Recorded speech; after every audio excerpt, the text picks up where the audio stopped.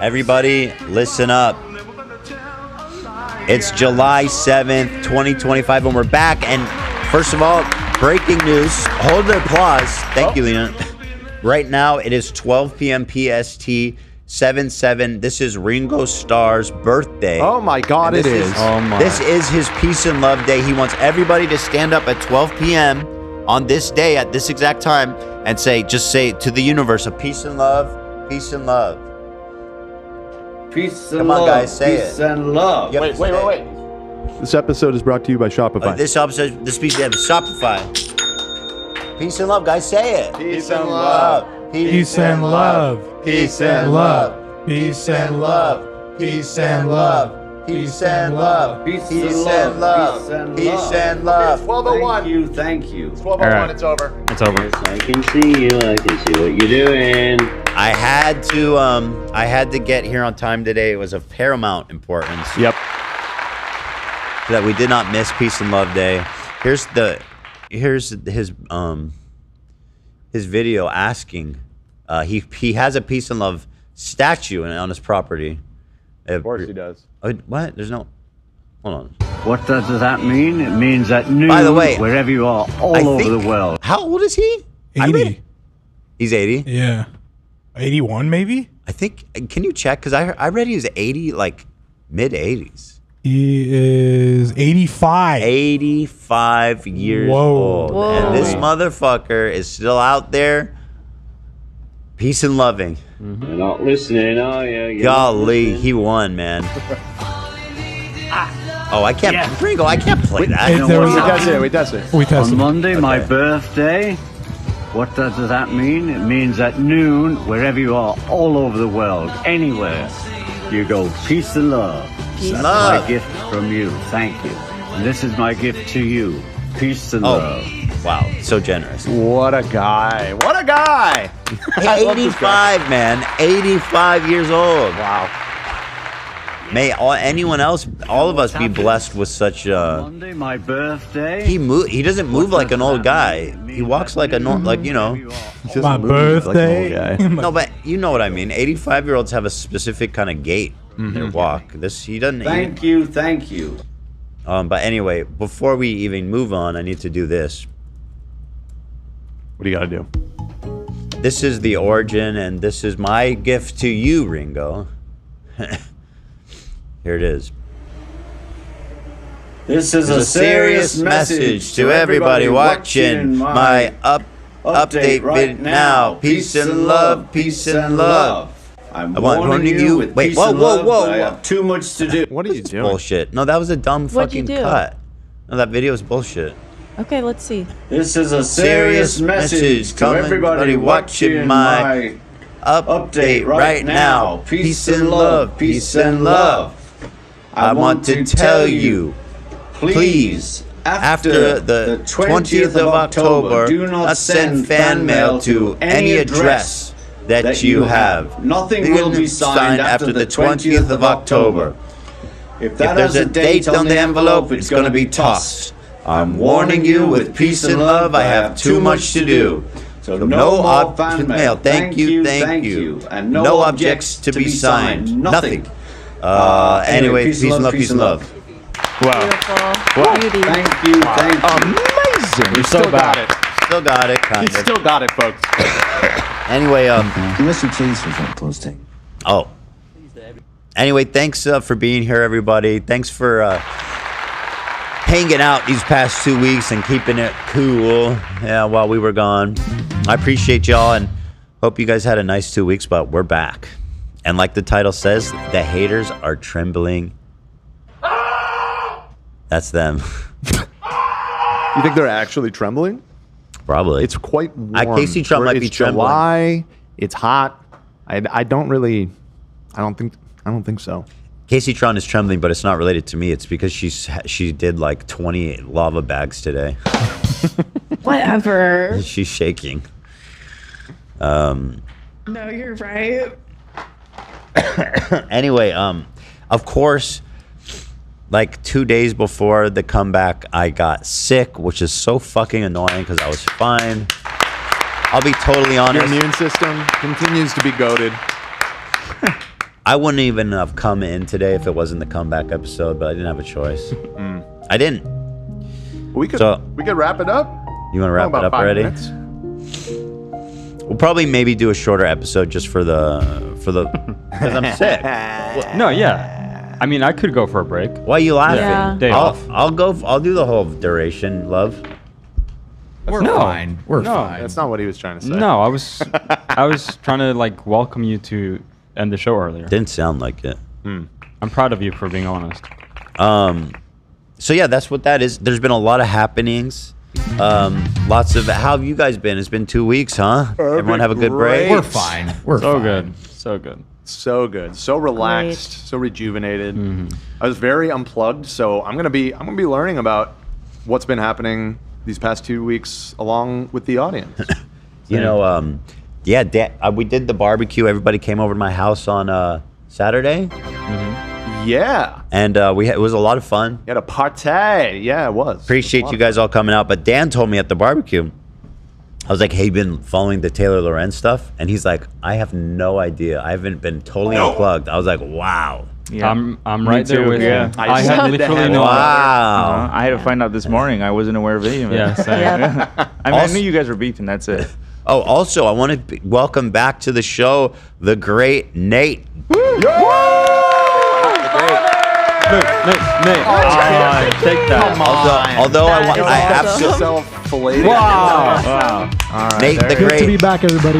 father, extraordinary father. I got to meet his beautiful daughter Oh, and saw what a tender, loving father he is. You're gonna be a great dad. You are a Very great dad. cute. I got to see how tender and loving all of the fathers and mothers of H3 are. Well, we- at the party, I realized I need a baby so bad. Oh yeah, you were Like, you were really wanting yourself a baby. oh my God, Sonny was so cute. Yeah, Sonny's so cute. Anytime he like got overwhelmed, you would just be like, the wheels on the bus, and he would start going like this and just Aw. smile. He's such a He's cute, such a great sweet kid. boy. He did really good that day. He stayed up very Yeah. long time and yeah. didn't get cranky. Party animal.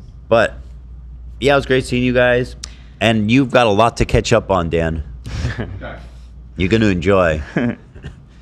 I certainly did not unplug. I was very active. Was anyone keeping up to date? Nate, you were kind of involved, right? I was keeping up to date. Yeah. But I mean, it's just because I'm on my phone. There's nothing to do at home aside from You take don't care have to of a make baby. excuses for staying up to date. Yeah, I stayed up to date.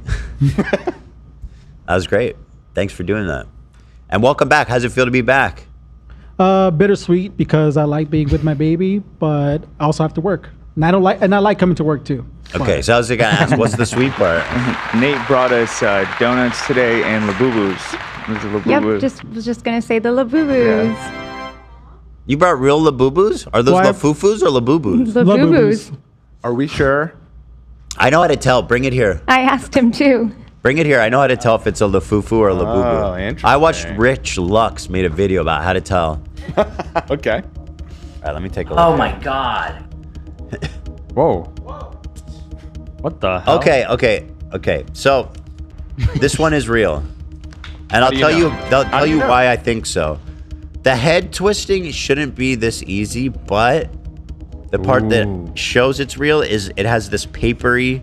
The fake ones have a silky tag, and the real ones have a more papery feeling tag. This one has papery. So the real one feels Okay. worse? It's not really a quality thing. It's It's just a different texture. And Yeah. you've compared and contrasted? You've no, felt I both? just watched one Rich Lux video Oh, about it. okay. Got it. Okay. That seems This is a real one. pretty And much an hey, expert. of course, it's real. where's my Labubu? You could hold on to mine during the show. Kinda AB like got a who got a Labubu? Me. Who said me? I did not get a Labubu. Lena did. Yeah, I I, was didn't not- either. I wasn't aware that we were I was Lena- not giving gifted. Labubus. Hold on, Lena and AB got Labubu. Wait, you guys got They them Well, it's for not free? for no specifically reason. got Labubus because they covered switching while I was gone. Thank that's you. sweet. That's so sweet. I You didn't didn't know have that. to gift them for that. No, They're you doing their didn't. damn job. Yeah, he didn't, and that's why it's so sweet and thoughtful. He didn't have to do that. I was going to thank They AB. weren't doing their job; they were doing my job. So that's Well, why I thanked them. Oh, thanks. I was dude. going to didn't know thank that. AB and Lena for doing a great job in the switching in the stead. Although Nate is back, you guys did a great job. But I'm not going to do that knowing that you guys got Labubus. Right.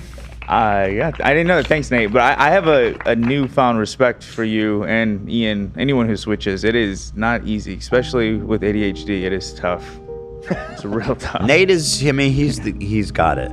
Yeah. He's got whatever it is, he's got that extra. The right stuff. It's got the I'm right shooting stuff. ropes, bro. You know, Nate, while you weren't here, I was, setting up and breaking down the cameras. I was programming the vMix session, adding the graphics, removing them as necessary. Where's his fucking Labubu, man? Do you want a Labubu, Dan? I'll get you one. I don't know if I can trust. I yeah, don't this- really believe Ethan. I'm still worried about the Lafufu situation, if I'm being honest. You know, this whole Labubu thing is kind of nuts. Yeah. My son, Teddy, he comes to me and I don't even know about the Labubus. And he starts talking to me about Lafufus and Labubus. And I was like, what is that? Like, how does he know about all this stuff? Yeah. Can I voice just a thought that I've had that people aren't really talking about it? Why are we all freaking out about like stuffed animals again?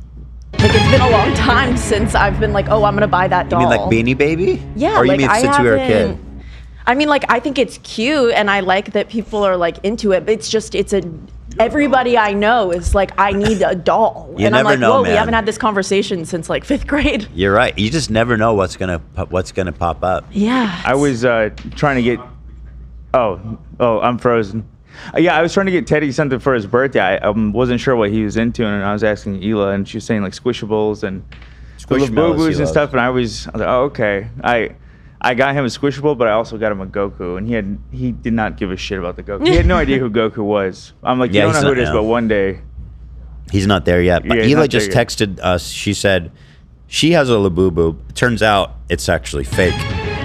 She has a Lafufu. I'll get you a real Labubu. How much is a real one? Are they expensive? I don't know, guys. I fuck with the Lafufus. I'm personally a Lafufu guy. I mean, they look the same.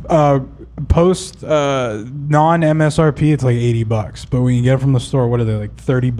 Or something? Yeah, they go that 30 range. bucks. Yeah. That's I not can that get you a bad. Labubu, Ethan, for Hila. I got a hookup too. Oh, well, I'll pay for it. We just need to know it's genuine. Yeah, I'll be real. You know? I would like to say I would never fault someone for liking Labubus. Obviously, all my friends love Labubus. I Go ahead accept and make an Labubu apology. lovers. As soon as you were saying that, Olivia, I was like, you. Oh you my don't God, know what no, you're stepping don't. into. A bit offensive. You Of don't know all people, what you you're know I would stepping into. accept a doll lover. I love a musical. I love everything corny. I'm just Oh, you're calling it corny funny. now. I know what you're Yeah, doing. I know I what you're am. doing. You're just surprised by the trend, and I agree. right. Where did it it's come just- from? It's silly that we haven't had this conversation in a minute. There might be some Teddy Fresh Lafufus coming. Slay, slay. I probably can't call them Labu. It's not a Labubu collaboration, and obviously that's probably trademark, so I wouldn't even say that it's a Labubu. But I do think I could say it's a Lafufu. Teddy Frou Frou. Teddy Lafufu. I'm new to the Labubu thing. Like, I just recently found out about it and got one from Nick's store. I think it's kind of dumb, the whole thing behind. Nick is selling Labubus, so that it's like a hype beast thing. They sell them in sneaker stores, dude. It's Wow. fucking crazy. So that just But means you're it's getting hype. that's a Lafufu for sure. No, it's a Labubu. Nah, No, it's they legit. don't. No, I'll bring it in. No, There's he got- a very he- limited licensed Dan, you dealers. don't understand. He got it from one of these from Nick's store, where they resell hype clothing at a Yeah, markup. It's legit. That's Nate got his from his brother, who also does that. Yeah, Nate's brother does that too. No, dude. Nick is not slinging Lafufus, bro. I'll bring it in Wednesday and we can examine. Yeah, check that tag if it's paperish. Okay. Dan, you're hating way too hard for this new season, this early in the season. Listen, I've been briefed by a very knowledgeable source about the whole Labubu Lafufu thing, and there are very select retailers that it's the only place that It's you can not a trust legit it. retailer. They're not authorized to resell it. Exactly. But I'm telling you, but that's why it's real. It's Nick. You think he's selling fakes? He ain't doing that, dog. It's very easy to get fakes. Because down on No, my but street... he's not selling fakes. I don't think he's selling fakes. Y'all tripping, dog. What are we if I doing trust it. here? I don't trust it. I'll bring it in. You can examine it. Bring it in. Okay. Just to be clear, Let's you get know it who- appraised. You know I'm talking about Gabe's nephew, right? Yeah, no, I get it. All right. And no hate to the guy. I'm just saying. You're fucking hating big time. You are dog. really on this Labubu. You are a Labubu guardian. Coming in hot, Dan. Jeez. Okay, anyway. We got so much to get to, guys. There's been a lot popping, and I'm actually excited to you guys I have a lot to learn. I've been pretty busy in the Instagram stories. I've been having fun, I'll be honest. We had the barbecue. Everybody got to try the meat. Was the meat good? It was so good. There it is. Yeah. Not everyone. The ribeye that was cooked on the grill was delicious. I'm so glad you enjoyed it. Me and Lena weren't back yet, so I still never got to try your steak. Yeah, we'll get you there. It was delicious. We'll do it Hands again. down delicious. Nice. We'll have another barbecue at Ethan's house soon again. No, we will. We should do it again. It was really fun. It was I'm really inviting fun. Thank you myself. for having us. Was it as good as the last one?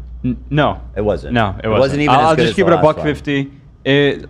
The first time there was something special.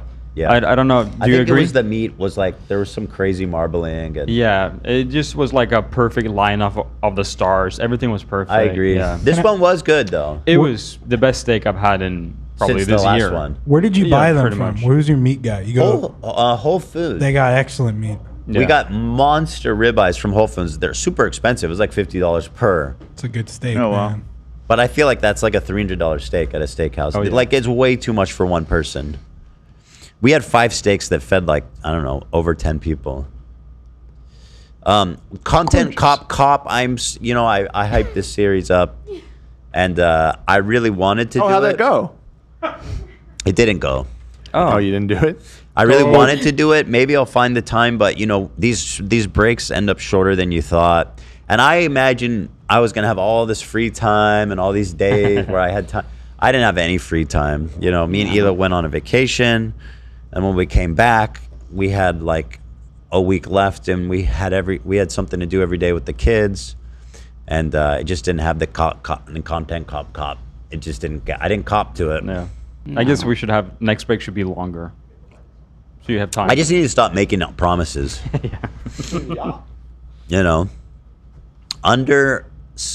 Undersell, over deliver, guys. It's sales 101. Mm-hmm. So yeah, apologies about that. Oh, we got big gifties. Thank you to Steph AC for the 50 gifties. Woo. And thank you, Steph. Gülsüm. Thank you for the 50 gifties. That's so nice. Thank you guys. Nice to be back. Nice. And thank you to our generous, wonderful members for keeping the show floating. I love you guys, and I'm so grateful. So thank you to you guys. I got a new tattoo. I'll show you here real fast for those that don't know. Check it out. Ah! Whoa! What just happened? Oh my god. Whoa, dude. I did see it. Yeah, I saw the photo. We have the overhead rig if you want to show it. Oh my god. I'm unfrozen. Thank God. That's awesome. I'm free.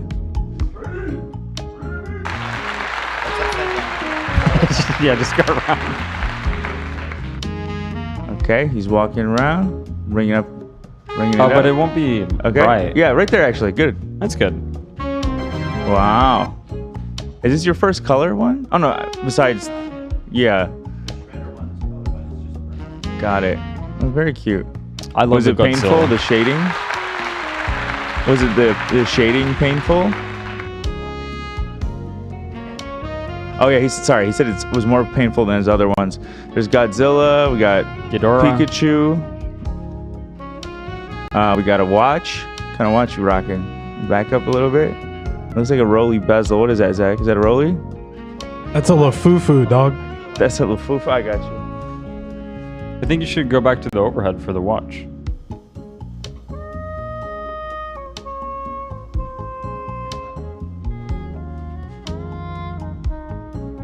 Is that at 36 or 38? 36. 36.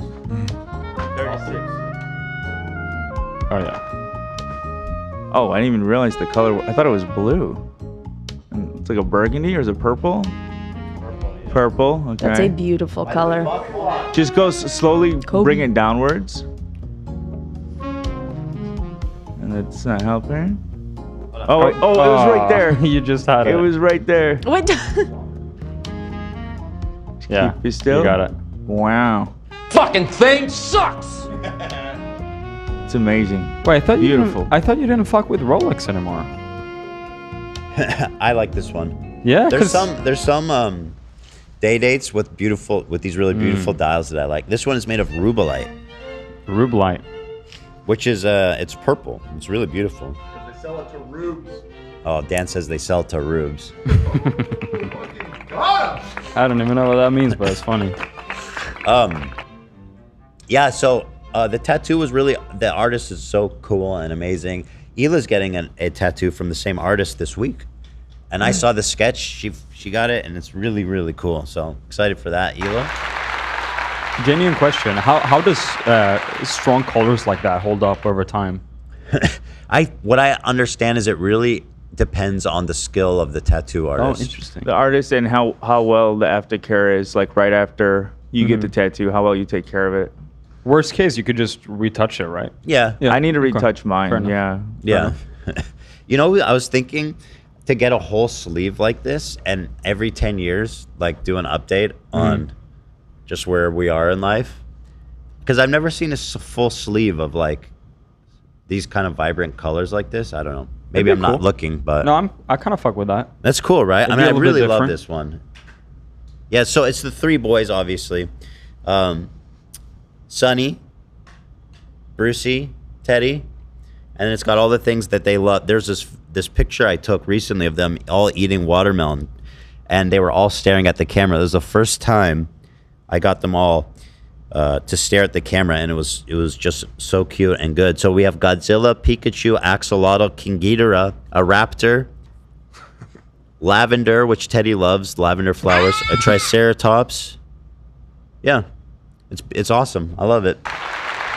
The detail is awesome for how small each of the like Godzilla and Pikachu and all them are. Yeah, dude, she's so good. I'm super happy. I was saying I want that Godzilla only. So You sick. can get it. Maybe I'll steal it.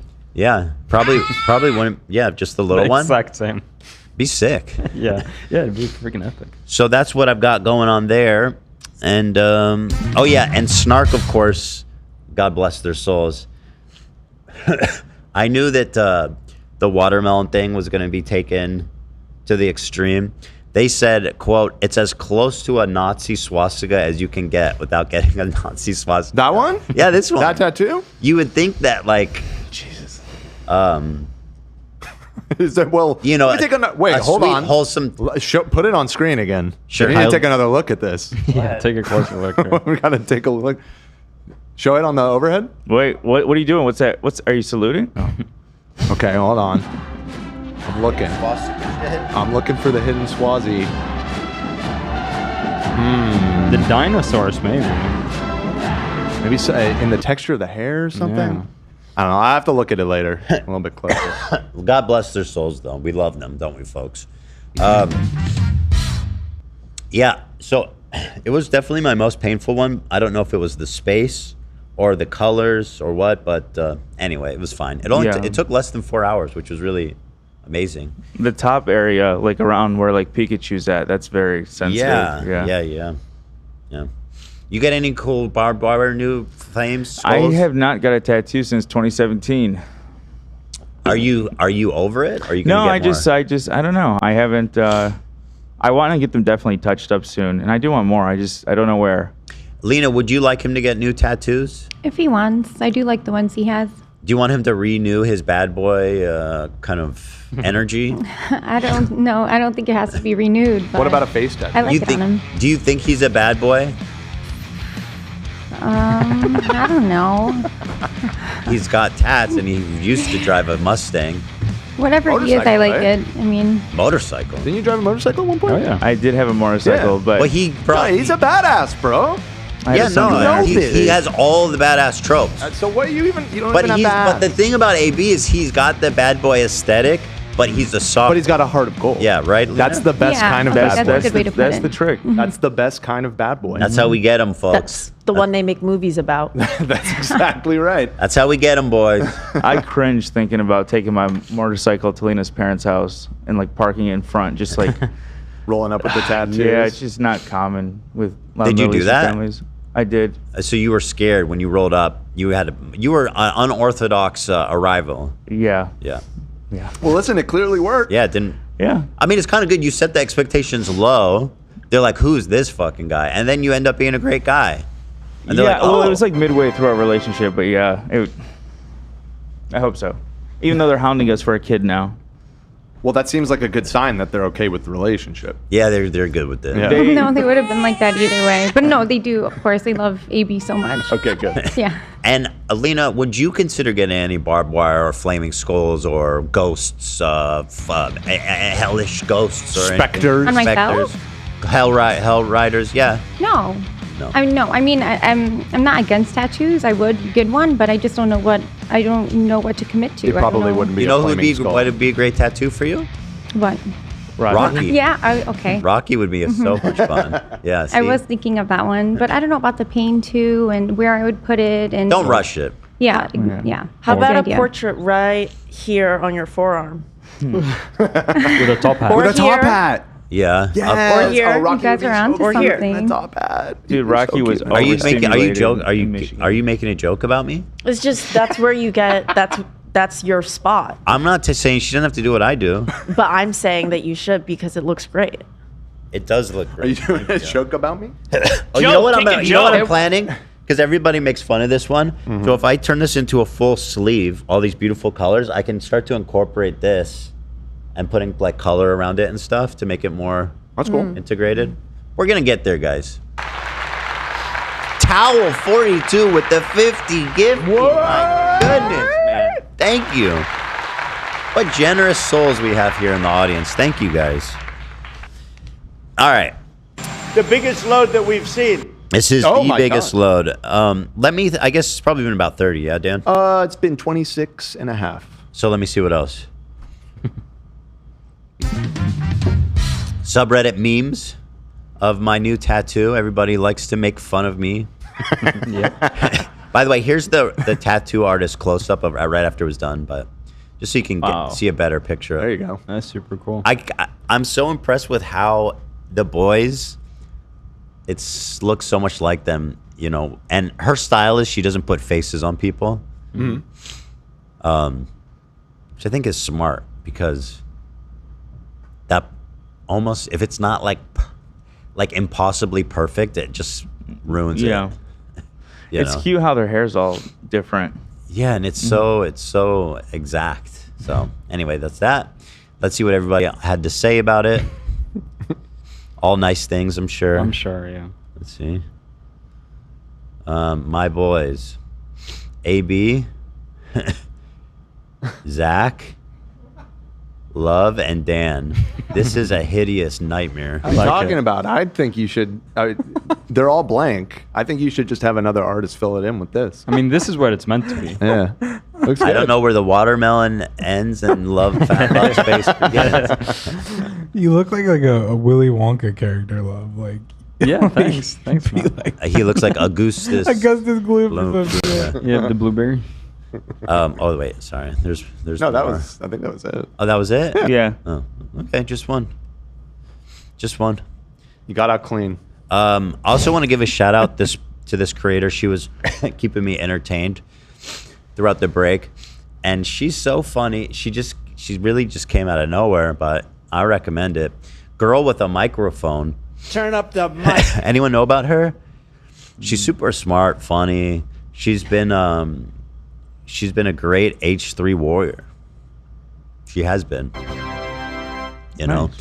And it's been nice. It's been great to see some like smart, thoughtful people who understand what's going on. And she's actually planning to do a after show. So She's doing a wrap-up show? yeah, she's gonna start doing her own wrap-up show. Wow. It was a pretty good idea, honestly. That's cool. So, but if it gets too successful, I will take legal action. So. The mic. I gotta check her out. I was trying to watch yesterday on the plane, but the service was shit.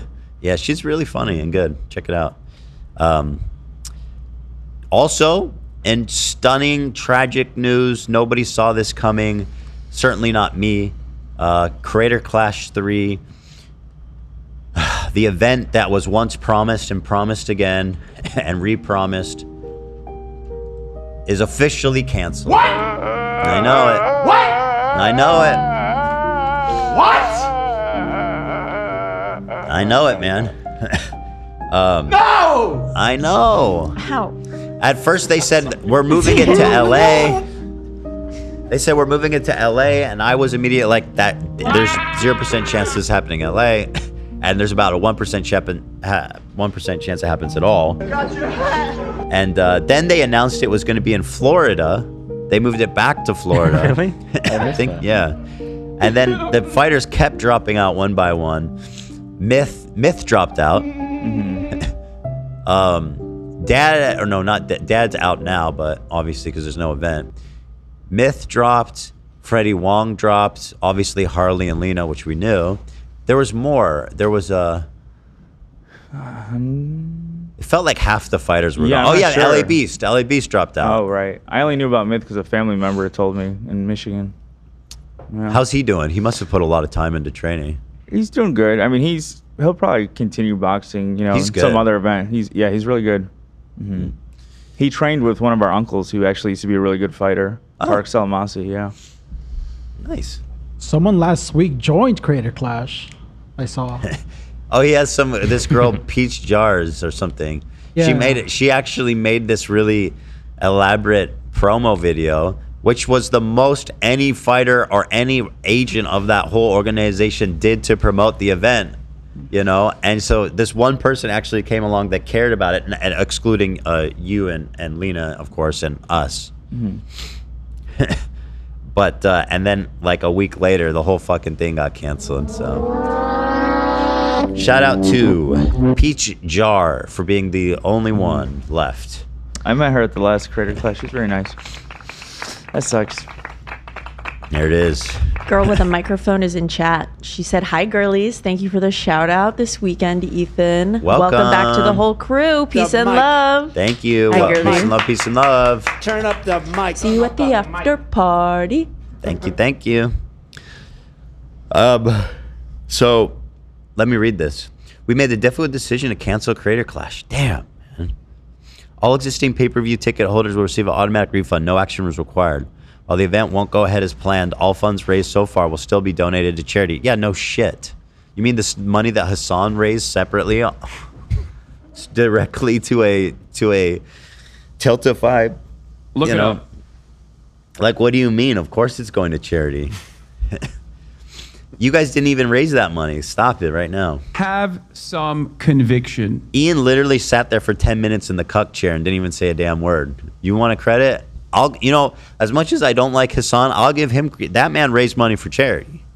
1,000%. Yeah. No. Actually, and not to toot my own horn. And you, yes. It was your content. Frankly, that he was I giving donated the content. content. Right. You donated the content. Okay, and Ethan. The fan base donated the money. Yeah, that money would never have been, would never You're right, though. have been raised. Regardless, it is several steps removed from a charity boxing event at this point. Yeah. You know? Several, for sure. Several cuck chairs removed. While the event won't go ahead as planned, all funds raised. Yeah, I read that. Thank you to all the fighters for their hard work and dedication. To everyone who supported us over the years, we appreciate you. Yeah, you know what would be nice, Creator Clash team?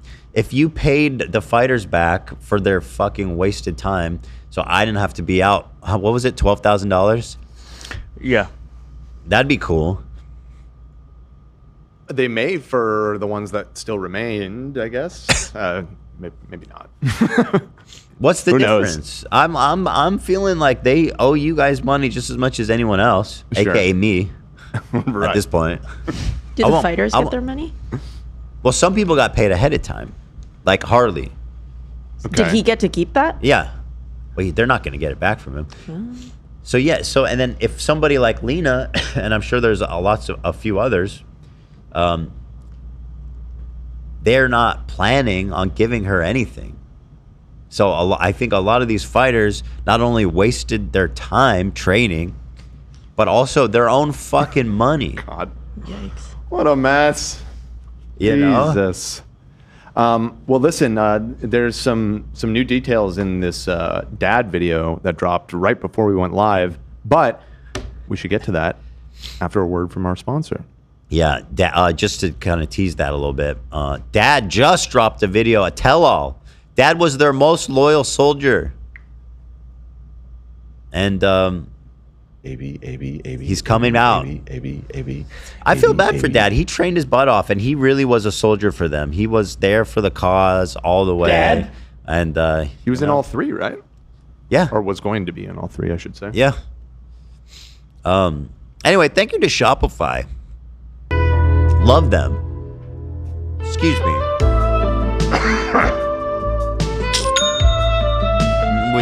That's not the money. That's a cough. Thank you to Shopify for sponsoring us today. I love me some Shopify, guys. It's summer. People need stuff. Let's get your dreams going with the summer waves, guys. If you've ever dreamed of getting your own e-commerce store, working for yourself, taking a shot on yourself, you gotta take a shot on yourself at least once. It may not work out, it may work out, but at least at the end of the day, you'll know that you gave it your all. And that's really what's important. That's what I told myself when I started doing this. And it was just, I was like, listen, I know it's unlikely that I'm gonna succeed. However, I just wanna know that I tried. And that's what I would recommend to anybody with a dream. And a lot of people want to go into business for themselves, and you can do that with Shopify. And from the very first day that me and Hila made Teddy Fresh, we did it on Shopify, which ended up being the best decision we could have made for our business. It was immediately up and running with a beautiful, functional website, immediately accepting all payment methods, credit cards, online payments, e-payments. And, you know, from the first moment, we were up, running, doing sales and sending stuff, man. And that's really powerful. You know, we take this stuff for granted a little bit, but only like 10, 15 years ago, or maybe even less, you had to have a whole team of extremely expensive programmers and professionals to launch a e-commerce website like this. But Shopify's got it all set up for you, and you can just do it, one person, you know? And as your business grows, you can scale up your business with Shopify all the way, just like we have.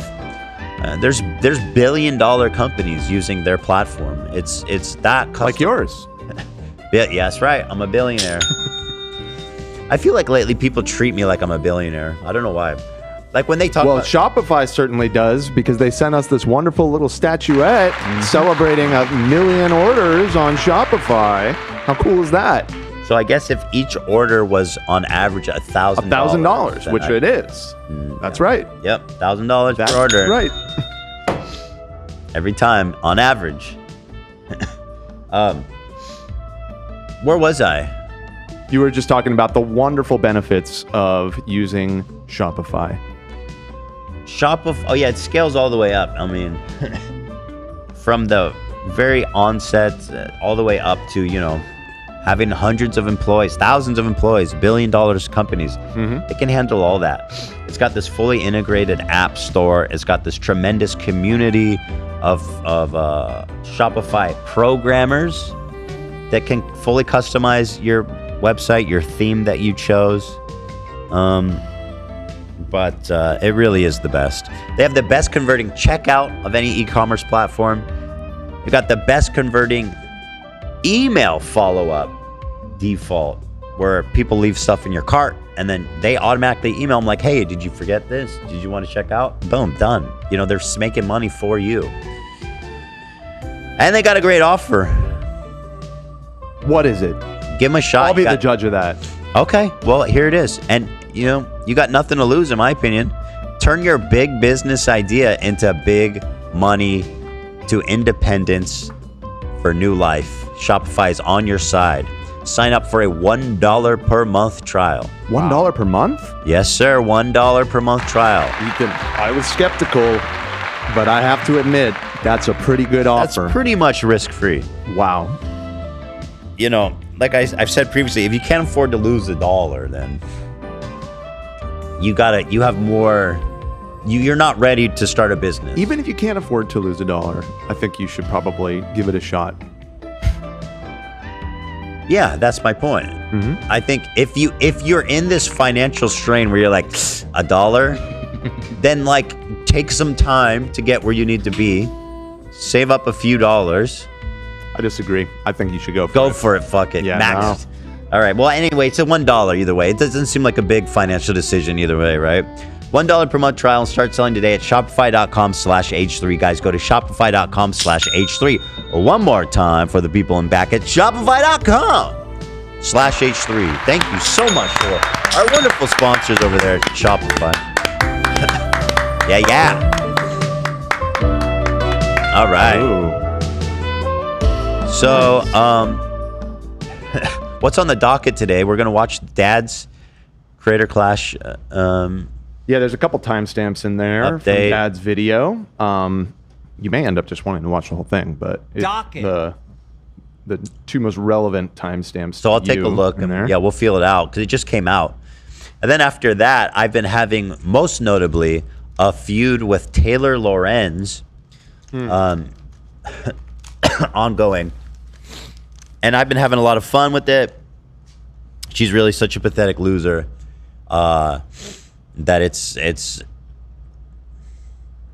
hard to lose, frankly, when you're in a fight with someone so bad and pathetic and dumb as she is. So taking dubs, I'm collecting dubs, I'm putting them in my shirt pocket. I got dubs falling out my pocket.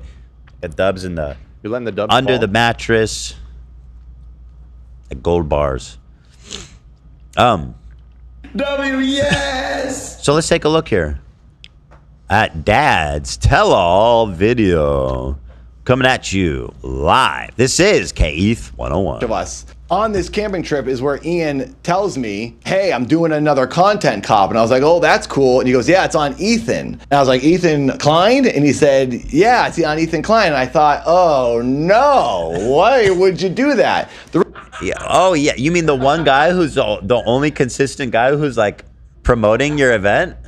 The reason I was so concerned by this, Ethan and I had a very big misunderstanding for Critical Clash 2 with our promotion for the fight. I'm not going to tell this story again. I've told it in the past, but like everything's fine with Ethan and I. It's all done.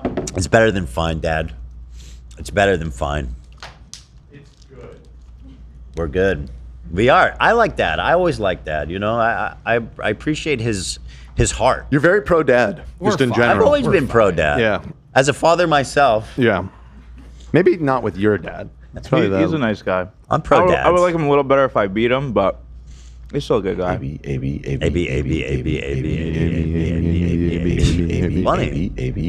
Funny guy. Passionate guy.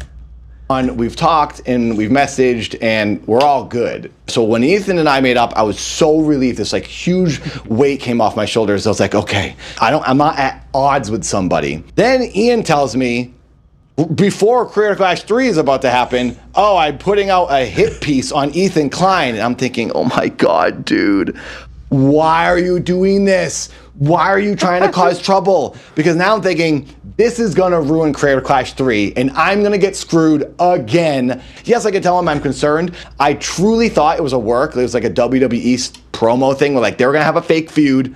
They're going to make up wishful right thinking. before Creator Clash 3. Genius promotion. I watch a lot of wrestling, though, so I probably was thinking incorrectly because that wasn't the case at all. It was a real beef. I don't keep my ear to the ground when it comes to YouTube drama. I don't know what's going on. I don't know who's mad at who, and I don't care, and I don't want to know. I wish it was back in the 2010 days and everyone was doing sketches and stupid characters.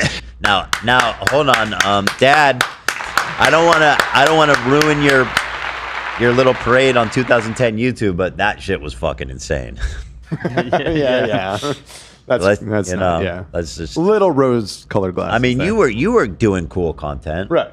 You know, you were GloZell was doing all kinds of cool cinnamon challenges and shit. I love GloZell. GloZell. Green lips. Yeah, not GloZell. GloZell. She's glowing. She's glowing, all right. Always. She's still eating cinnamon to this day. Yes, by the soup ladle full. Should we have a little throwback? You want to watch her do the cinnamon challenge? Why not? Bring it up. When's the last time you watched it? Your dad reminded me. I used to watch her so much. She was like very good friends with Colleen, so they would always vlog together. Challenge. Wait, what? Oh, this is her video. Oh, this is Peach Jars. This poor girl. She put out this video 5 days ago.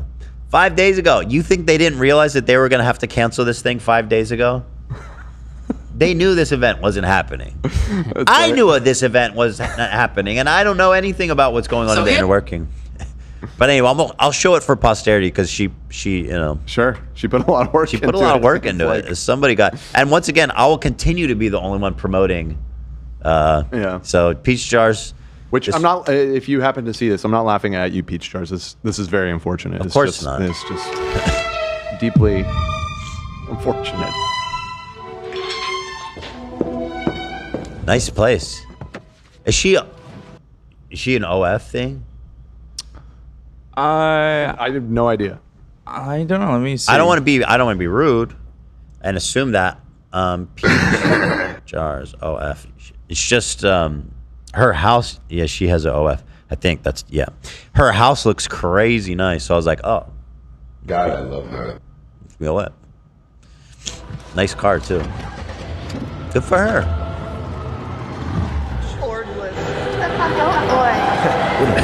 She's never getting signed. Look at this. She's orgless. Pathetic. No org.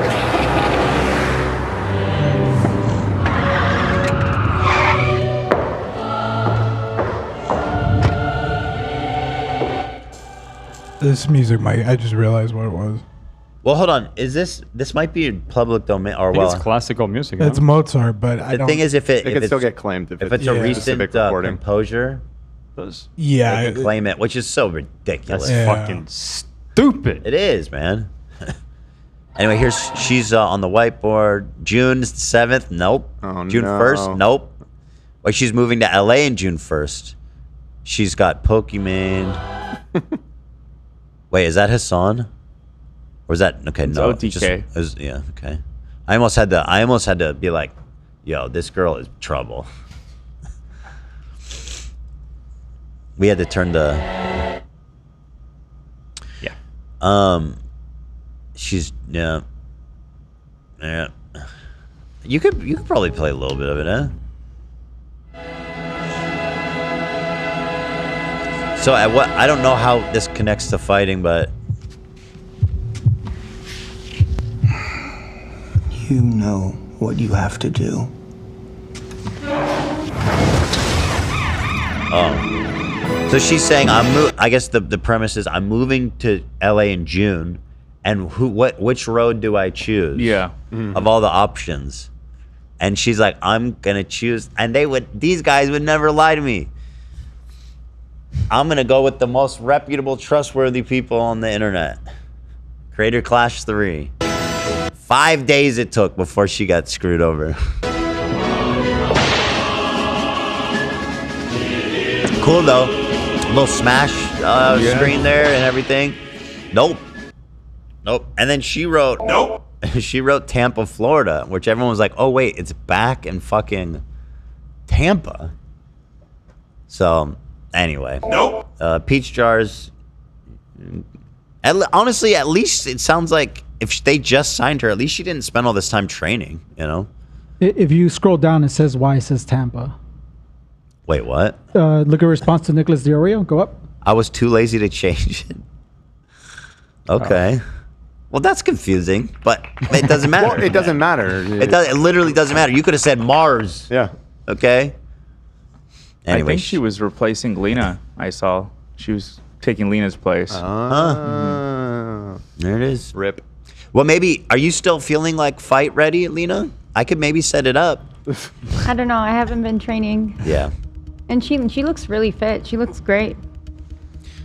You're fit. You trained real hard for a long time. She's been about that mom life since Rocky. Right, that's true. Yeah. You're on a We both different have. wavelength now. Yeah, he's been consuming all my time. Anyway, shout out to Peach Jars for Apparently, she might have tweeted that she knew it was going to get canceled, but I guess posted it anyways. Let's see. Oh. I mean, those are good videos, so. Yeah, I do it too. Really? Okay, that's all very interesting. Anyway, here's GloZell. Enough with the depressing. It's GloZell. No, I don't. What? What did you say? Enough with the depressing demise of Creator Clash. Yeah, Let's who go gives a back to the good old shit? days. Who Look at gives a that shit? big ass fucking ladle. Let's go. Who didn't see this video when it came out? I don't think anybody on this planet. Really? Everybody saw it. Yeah. I never saw That's what I'm it. saying. You said who didn't see this video? Everyone saw it. Everyone saw this video. I Did didn't you see it. really? Yeah, of course. Did you guys hear Zach has never? I've never seen this. I saw it after the I've fact. never seen it even now. I mean, I think we watched it once before on the show, but I never like saw it when it came out. Like, I remember the cinnamon challenge. Yeah, so this was back YouTube. There was an era, which was around the time Dad's talking about, which was very cool. Videos could actually go viral. Nowadays, it's all so controlled by the algorithm.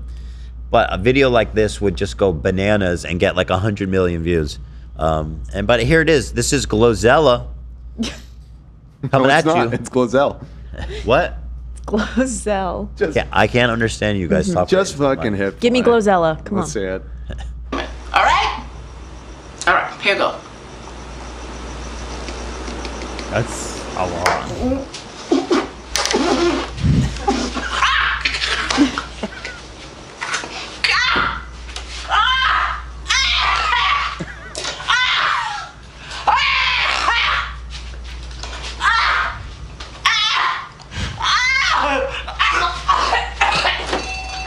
Now, interestingly, this launched her career. Oh, yeah. Albeit, I guess, somewhat short-lived career. She was big for a minute. Yeah. She was big for a while? You used to always say she was like everywhere. No, she was like and, the biggest name on YouTube for a minute. Yeah, it was her and Flula. Oh yeah, Flula. He's killing it now too. No hate to Flula. I like Flula. Flula. Funny. Dad was kind of up there too. But yeah, she put a whole bunch of cinnamon in her mouth, and the rest is history.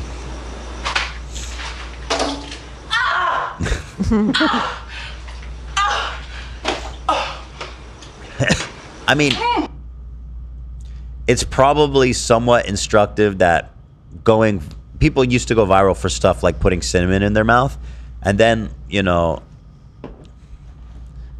it would turn out that they may not be like the most talented entertainer. Right. And I'm not judging GloZell because I'm not familiar with her career, but this happens a lot where people go viral for something dumb back then, and then it was like, well... You think that doesn't happen now? It happens. We just got through the era of Hawktua. Yeah.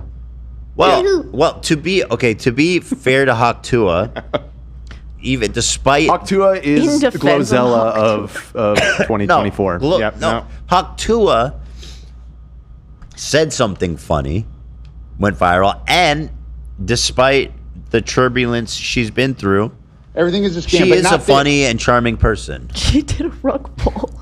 She did a crypto rug pull like a month into That's being what famous. I'm saying. You know, I'm obviously that's not good, right? Well, GloZell was very charming. But before that, I worked with her on some random YouTube thing. You in did? like 20. You met GloZell? Yeah, I did. GloZell. The fusion of Zoella and GloZell. Oh yeah, no, green GloZell? lipstick and all. Okay, hold on. Probably no. like peak GloZella too. Hold on, God, I was guys. such a big fan. Hold on, I am remembering it was kind of an annoying thing, and this is from 5 months ago. Where's all this GloZell hate coming Excuse from? I'm just all saying. Of a sudden? Listen What was to an this. annoying Before y'all thing? start running for GloZell I'm defense gonna continue fund. running all the way down. She has kids now. Love her so much. Listen. I'm listening. I'm listening. Is you okay? Is you good? Cause I want Wanted to know. She's still doing this. Okay. Hello, this is GloZell. Is you okay? Is you good? Oh, I can't hate. She's sitting there with her lovely daughter, presumably, and I mean that's wonderful. How many views is she getting? Yeah, do you feel She do you looks feel good. She's dumb, got a Ethan? family, and God bless them all. There you But go. let's go back to this is the Cinnamon 60 Million, the Cup song. What's this? She did the cup song. Wait, she started this? From Pitch Perfect. Is you good? Cause I want to know. I don't know what the Cup song is. What's the Cup song? Did you guys Okay. ever see that movie Pitch Perfect about Okay, acapella? so I have a question. I may have, but When- not well enough. Does to anyone have a remember. cup? Yeah. You guys have a cup? All right, here we go. Coffee. Let me get down here. I have no idea what's happening. Wait, you must have seen this. Wait, she's doing it. She's not doing it right. I But know why does it. this have so many views? It was massive. Sure, something silly is gonna happen. Yeah. She gonna throw some cinnamon in her mouth, I think. Wow. And Anna Kendrick sang to it. Everyone thought it was so cool. That's awesome. And when I was in middle school, everyone learned how to do it, and we would do it all the time. Thank you, AB. Wait. That's cool. I learned shit in my childhood. Nothing? Not anything this cool. Okay, is this going somewhere? It goes The slow. lead, No, the lead up Ethan, is taking stop too long. talking over it. I'm okay? just giving constructive notes from the future.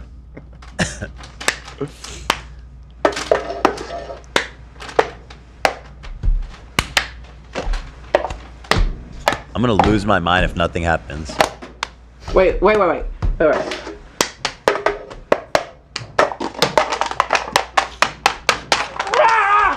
She was so funny. I'm gonna lose my fucking mind if nothing happens in this video.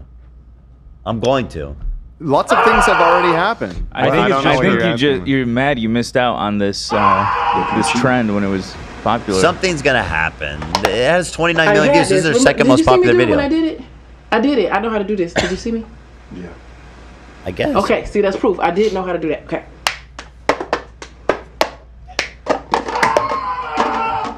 That's it.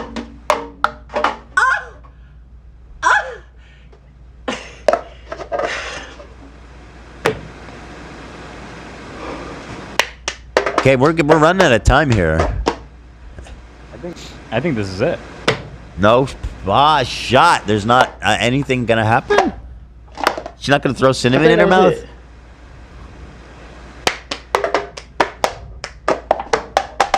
That was right. That was pretty right.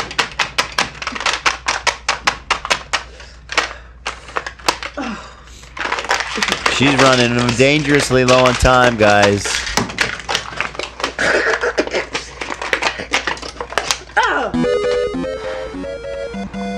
Please, say something funny. Over and out. What? Something was wrong with them cups. I liked There you it. go. That made it all worth Wait, it. what did she say? Something was wrong with them cups. Something. Something's wrong with the cups, dude. Them cups. What?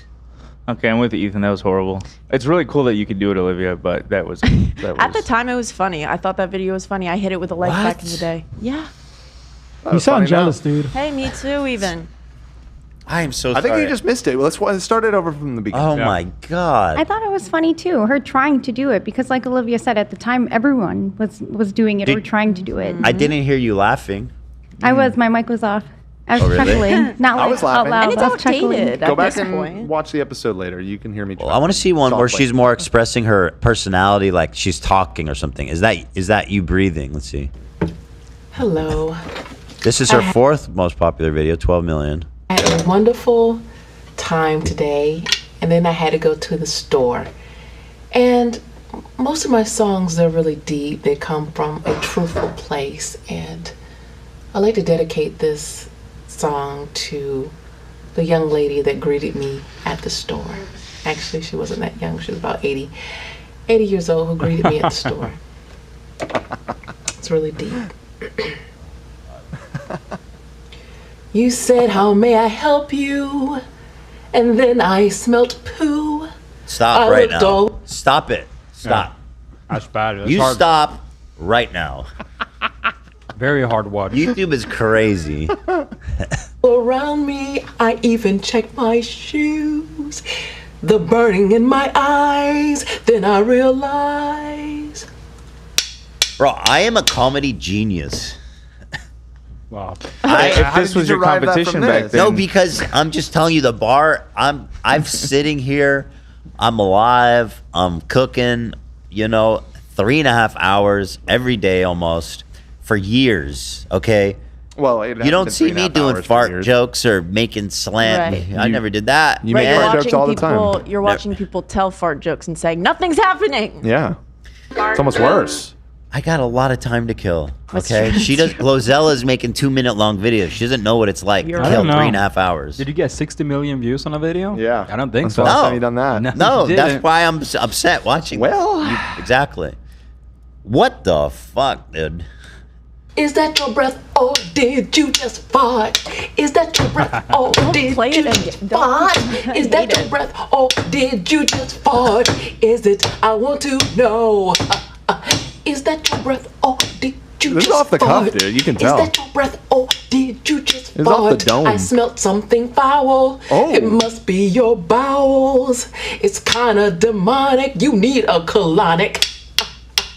I don't think Is this that is your breath, freestyle. or did I'm you physically cringing. I'm sorry. She seems sweet. Is Oh this my one of God. No, those- yeah, she seems sweet. Yeah, but Is this one of those situations where they remixed it, like Shimo Yoho? yeah, and then like people go back to the original and see what it's like? I don't think so. Hey. I don't think there's much to add. Hey, Vay. You don't think one day when you're feeling like a little silly and you're like, how am I gonna fill this space? You never once like maybe played around with some silly words. Dude, I'm not putting any Put a hate little on song, her. a She's little super song. nice. She's her daughter. She's like, doing videos with her daughter. God bless them. I love the family. But I'm questioning just the era, the comedy era, because I literally am like a comedy genius here. I'm like Shakespeare, basically, compared to this. You're not. And that's no offense to her. It's just what people, their palate has gotten more advanced, more seasoned. The bar has raised, you know, and it's like, Yeah, I'm you're Gandhi, Shakespeare. Ethan. You're right. You're very sophisticated with your humor. Yeah. You are the bard of comedy. You're Gandhi, as Ethan. They say. You want to call me Shylock, don't you, Dan? Excuse me. No, I would never. Yeah, I see where your head's at. That's exactly where you go when you mentioned Shakespeare. There was a funny thing with Trump. He said Shylock, I and then saw. the ADL got mad. Something funny. Who the fuck? Like, I know he's old. I guess it's just that he's old. But like, I think I've only ever heard somebody call somebody a Shylock as like a joke. I'll be honest. I don't know what that is. I don't think I've ever heard that in my life. It's a Jewish. It's like a very old, like anti-Semitic thing to shit. call somebody. It's from the old Venice. school It's from the Merchant of Venice. Yeah, he's a Jewish character in a Shakespeare play that's like very stereotypical European anti-Semitism caricature character, basically. I made this is on the topic of Jew jokes. I was down in Palm Springs with my grandmother, and we were eating, and I made a Jew joke in front of fellow Jews, and it went right over their head. I thought it was funny. What was it? We were eating in a Chinese restaurant, and like I lean over and I'm like, man, it's like Christmas in here. No one got it. Immediately got it. Yeah, it's like kind of funny, right? Well, that's why. Why did they get it? What age were they? Everybody Like knows that. they were like in their 80s, I but don't- they just like looked at me like, what? I don't get it. Well, you're I not. know Yeah, you're not about that, Jewish. right? It's on Christmas. Chinese restaurants are open. Yeah. Exactly. Yeah. And the Jews go out and they eat Chinese food. Yeah. We used to It's go like to dabbing Chinese up. Like the restaurants Chinese are open, Yeah. and the Jews are open, and like a which Christmas we story. found common ground. They were Jewish, so I assumed they would understand it right That- over their head. I thought it was funny. A bunch of Shylocks. Bunch of shy. What a bunch of Shylocks. God damn! What'd they fight over the bill after? Yeah, almost. Anyway, back to this. Somebody in the chat said that she has wacky aunt energy, and I agree, and that makes it all okay. Is that your? Did you just? I want to know. I want to know. Is that your breath? Or did you just just a- fart? Is that your breath? Or did you just? Everyone, is that your breath? Or did you just fart? How may I help you? Your breath smell like poo. I looked all I'm curious around what the comments me. are I like. even checked my shoes. Is that your breath? Or did you just fart? Is that your breath? Or did you just fart? Over and out. Love you. Oh, Was she getting love in the comments? Hello, this is GloZell. Is Good you okay? question. What are the comments like on a video like this? 12 years on. They're gonna be like, here in 25. I'm back. Yeah, I'm back in Nope. 23 after all these years. So nostalgic. Remember my sister showing me this when we were kids. I mean, yeah, I could see if you're like 12. This or probably something. killed with Wow. These are 11-year-olds. sweet kids, probably around Olivia's I'll show age. this to my Ela. Show this to Teddy, and tell me He'll if he love it. laughs. What year did this come out? This is from 15 years ago. What year is that? 2019. I was 2009. 10 years 2009. brother. I was 10 years old. What year is it? Same year. I was 17. That was when Oasis played their last concert, and now they're back. Baby GloZell, it's time. They're gonna come on. Time for a comeback. She gonna come on stage with the GloZell and Gallagher Oasis. brothers. Yeah. I'm looking for the green lip videos. Here was one. Here. Ice bucket challenge. I shouldn't be. I don't know why I'm spending so much time on GloZell. I don't know either. Really, I don't. Oh wow. I love this video. Wait, was there a cut in that? Wait, that was good. It's a different person, wasn't it? Yeah. What? What are you talking about? No, her Oh, wig. her Her Oh, wig falls shit. off. For real? That's what happened? In this video, that's Oh what shit! You can see it. You're right.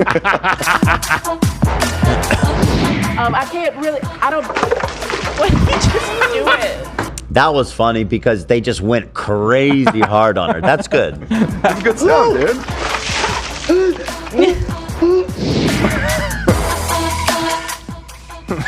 GloZell. Look at that. It was 30 seconds. It was straight to the point. Oh, that's it. Her outro is longer than the video. Holy shit. Intro and outro. What? Yeah, her intro and outro. I think the outro and intro is like 70% of the video at least. Exactly. Yeah, but she's still going. So good for her, actually. And Do you remember when people used to do that, Ethan, when they would add just black screen to Yeah, the of end of course. their videos? Get That's that- crazy. get to the For the ads. 10 minute? To hit the 10-minute mark. Wow. Yeah. Did that. Different times. all right. I did Anyway, that to my Counter-Strike videos back in the day. enough about. Apparently inhaling cinnamon into the lungs is a big concern. It's really unsafe, apparently. Okay. So don't Good. do that. Let's do a PSA. Don't do the cinnamon challenge, people. And by the way, YouTube back then. I know you were thinking about it in 2025, doing the cinnamon challenge. I was thinking about it when I saw it. Yeah? But YouTube has had like a whole playlist. They're like, everybody's doing the cinnamon Yeah. challenge. Everybody's doing the bear spray challenge. It's funny because a lot of these challenges had like resurgences on TikTok. True. Yeah, I think I saw the cinnamon challenge actually. I did the cinnamon channel in my car a couple years ago, and it got really messy. Oh shit. Yeah. Don't breathe it in. Anyway, back to Dad. We lived in simpler times watching someone talk about Game Boy Dad sent me on a crazy tangent. Advance game. I will say, if you're new here, please subscribe and check out my new talk show that's filmed here in this television studio. Top of the line production quality going on in here. And I love doing it. And you can be an audience member. You can call in and you can talk to me and be on the show. So Ian and I are walking around getting firewood, and he's like, yeah. I like how he had the Ethan said a bunch of stuff about me. No, go watch Dad and support him. Yeah. Maybe, I mean, he's a funny guy. He's probably good. Yeah. Anisa. Man, it can't be worse than whatever we just saw. Stop. Stop. I'm being... Be nice to GloZell. It's not personal. It's just 15 years. Things have changed. Step off GloZell's neck, Yeah. Ethan. I'm not standing on her neck. I'm Yes, just you saying. are, girl. Just stop. I think maybe. Oh, really, Olivia? Is Yeah. that a fart? Oh, did that your breath? Or did you just fart? I don't like it. But I'm not gonna talk about it. Is that your breath? Or did you... Okay, sorry. It's for children. I'm going to tell you to make Teddy watch it. Maybe you were just putting too much effort into your videos at the time. Maybe that's Yeah, the you problem. overshot it. Yeah. Sure, try hard loser. Somebody message Hila and tell her. Send her the link. And Okay. the kids are at summer camp I don't know when they get home, but...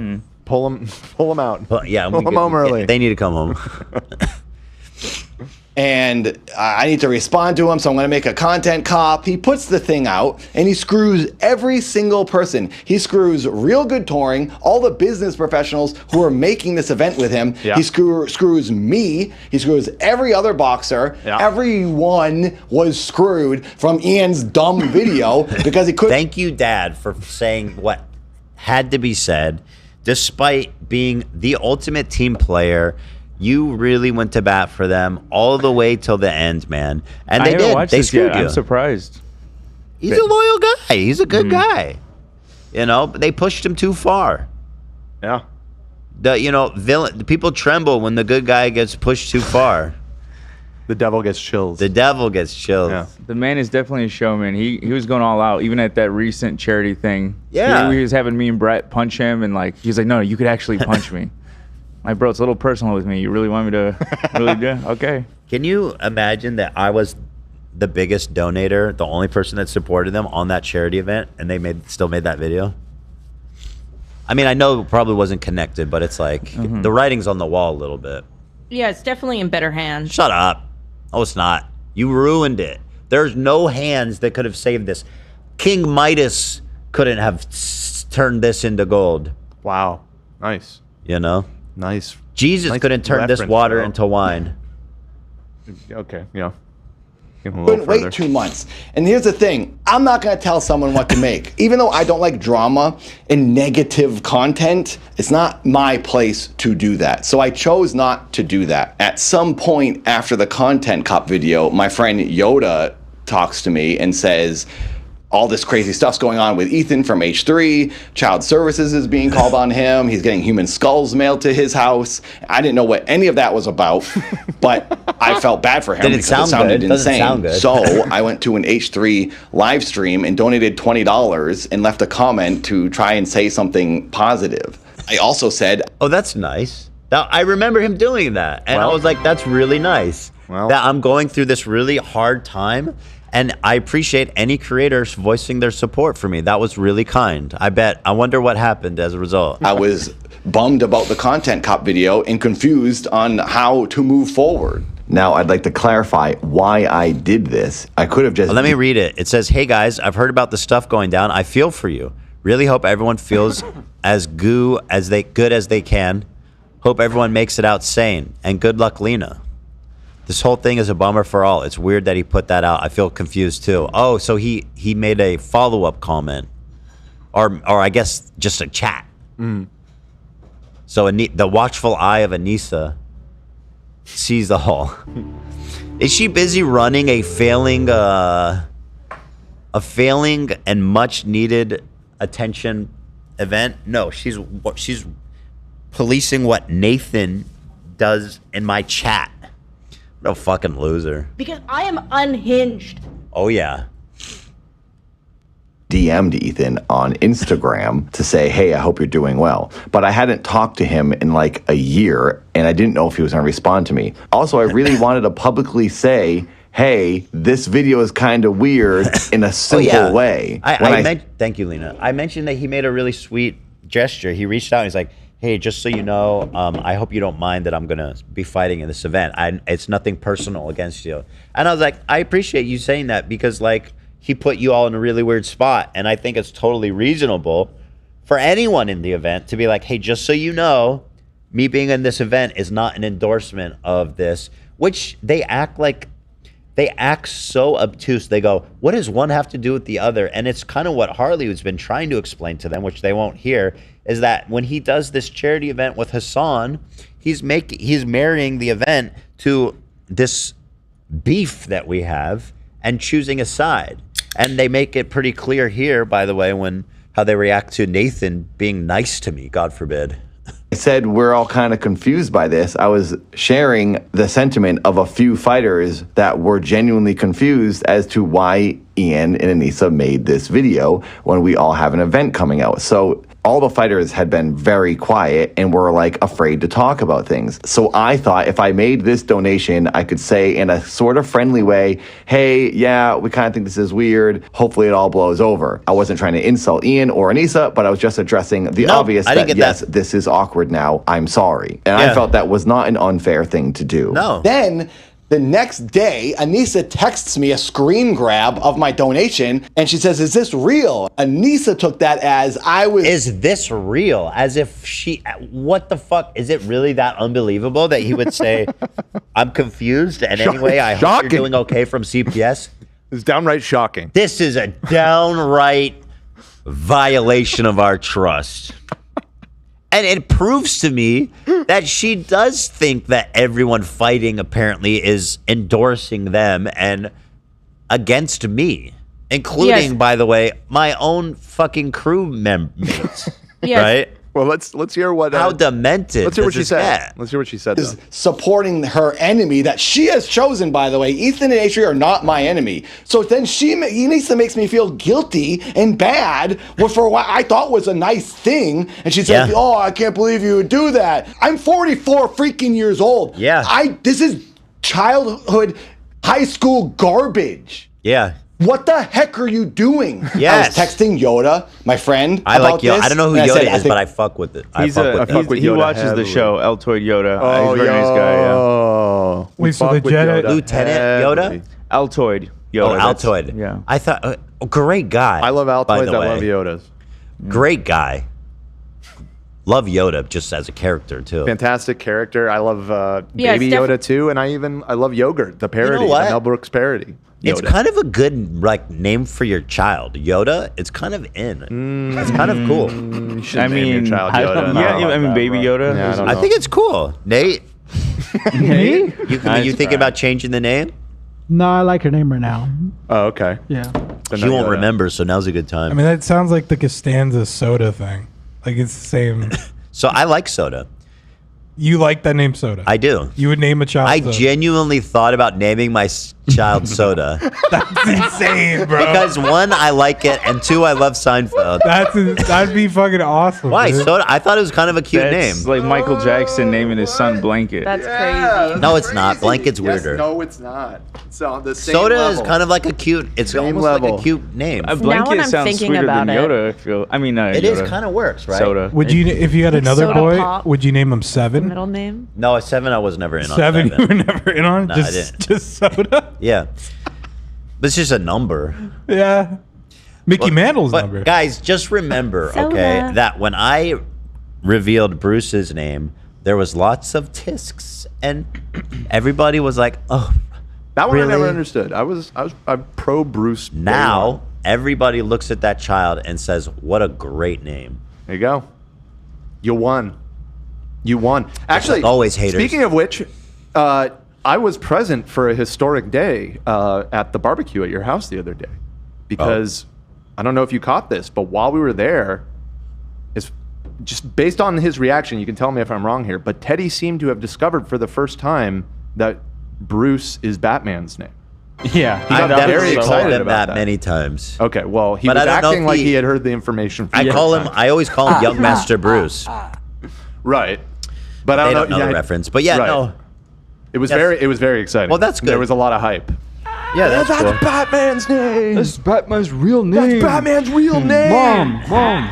So I didn't see that, but it's good. He's processed. He must be just. It processing just it. it hit. It He's hit Bruce. in that moment. Fucking awesome name. Yeah. Have you guys ever played that game Celebrity where you, yes, we played it together, but, or the one where you can speak instead of, you don't do like Celebrity? charades?